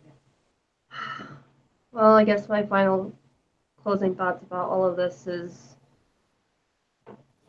my husband wouldn't be the man that he is if he didn't suffer the trials that he went through. I am honored that he opened up about this to me, and I am doing my best as a wife to support him through all of this. And he hasn't touched on a lot of the details with me until now. And to be honest, I'm in tears because of it.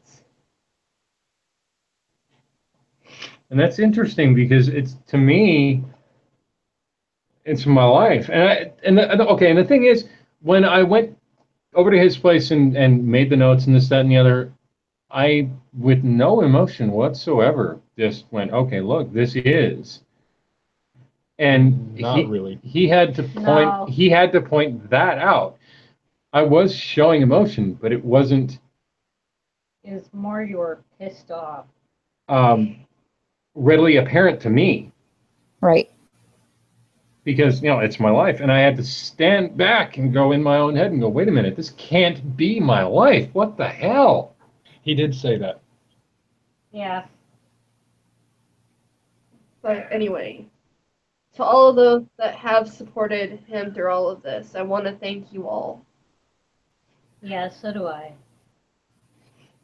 And I'm hoping that now that his story is getting out there and he can heal from this. That's all I'm actually hoping and wishing for, is that he'll heal from it. I, again, have moved past this whole thing in my own head. Otherwise, I wouldn't have been and gone this far. So, to me... Yeah, you're well on your way to being 100% healed. You're well on your way, man. You've moved past it mentally, and now you're able to deal with it head on. So that's great. Yeah. Great. And we're trying to help both of them. And I'm so glad you have your wife by your side through all of this as well. She is awesome. Oh, yeah. Awesome, Very, very much guys. so. You should go check out her channel. She's Lady B. Thank you. Of course, check out Black Sheep's channel as well, because he's got great videos where he records meetings. They both record meetings, and they're very intense, like, stuff. Especially, there are some in there that have some crazy shit on the, like you can hear in one of them where a kid actually gets smacked. So that's freaking horrible. Did that come up pretty clear to you? Could you hear it? Oh yeah, I heard it. Yeah, I guess if Wolf, we'll close out with him. Just one last thing. Sure, by all means. As I've said, I'm not a witness, never have been. So apostate doesn't apply to me. I am a heathen. I am a heathen. Yeah. And for me, that basically means heart, mind, body. Your heart leads you, your mind guides you, and your body proves you. And that's in scripture, by the way. Yes. The reason I'm doing this is I've seen his heart is in it. And he's choosing to do it despite everything. And he's doing it. And from what I've seen, this needs to be more than just you guys. You need the support of people who aren't, and not even necessarily need, but you guys can't do it alone. So I'm here to help.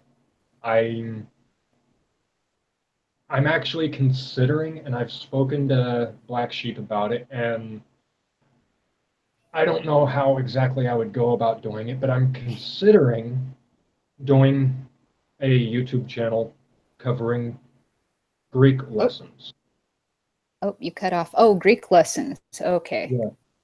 For example, in Revelation, when the sea will give up its dead, and Hades will give up its dead, and death will...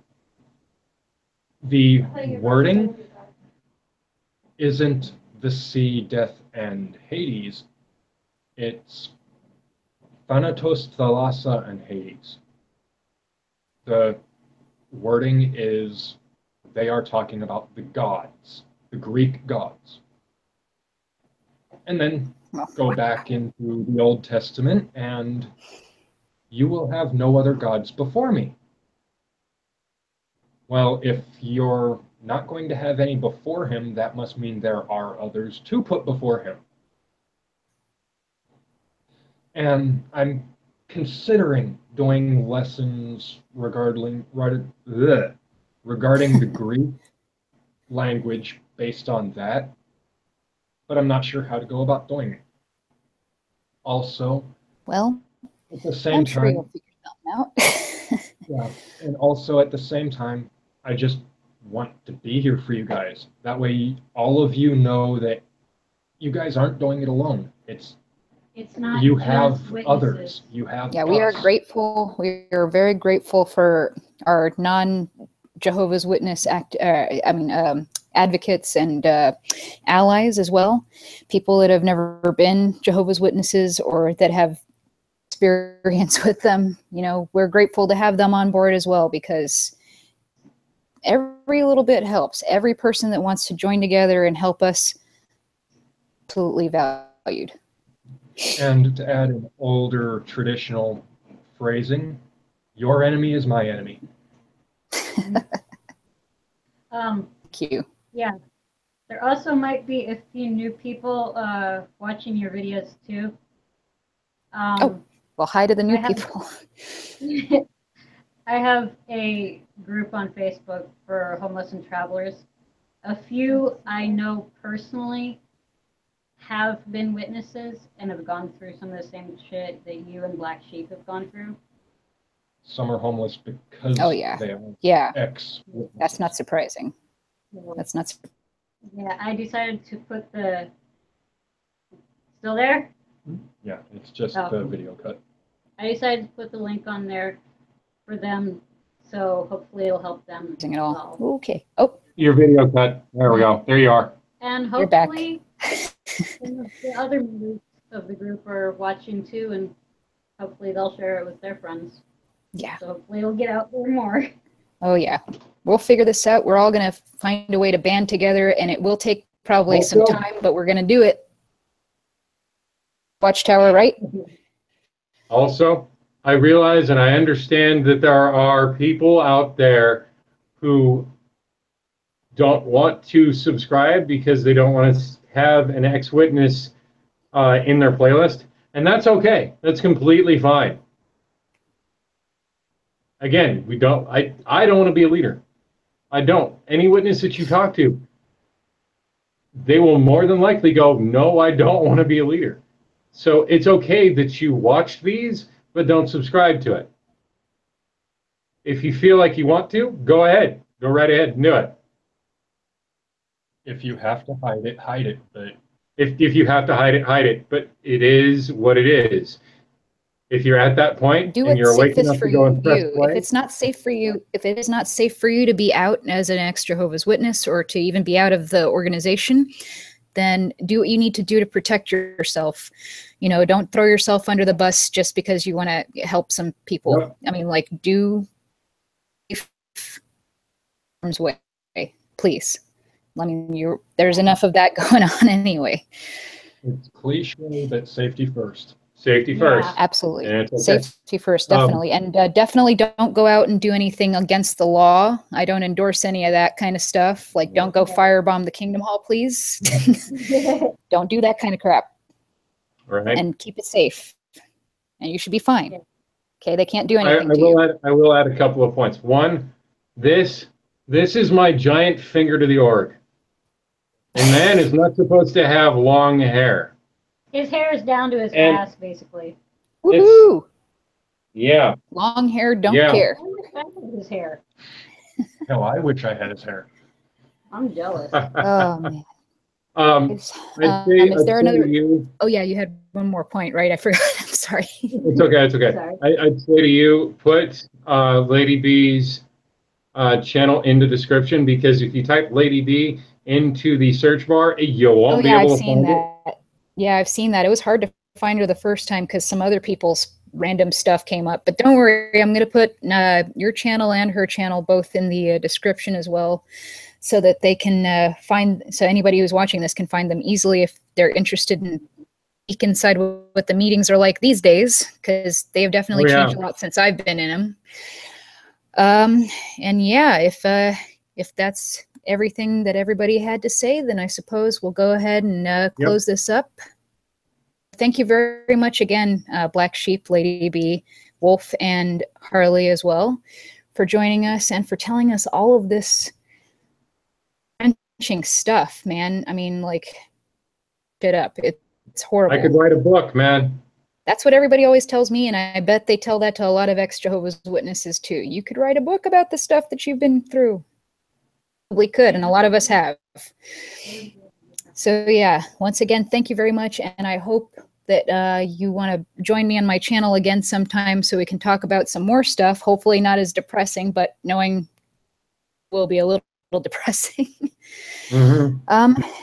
Anyway, yeah, thanks a lot, guys. I appreciate everything, and I hope you guys continue to stay strong and get better. And so do I. I appreciate everyone that's able to listen and willing to listen, because honestly, I didn't think that I'd get this far. And I don't know how far I'm going to get with it anyway. It's just, it is. And I came up, my first video, I came home from work rather pissed off one day because my father had texted me, and I'd like, okay, I need to speak about this. And I went with my gut. I went, okay, what media do I use to get this out there? And I immediately went, well, okay, YouTube. Screw it. It works. Yeah. Anybody else to do the same thing too. You got stories? Tell them on YouTube, man. Tell them on Facebook. Tell them wherever you can. Make hilarious shirts like that. And wear them to the memorial like Black Sheep did. Oh yeah, he has a memorial video up too, like he's mentioned a few times. So go check that out too. Also, the way the hall is laid out in this town, there's a glass window that's just barely big enough for one person to see through, and it just happens to be the person that's at the stage. Okay?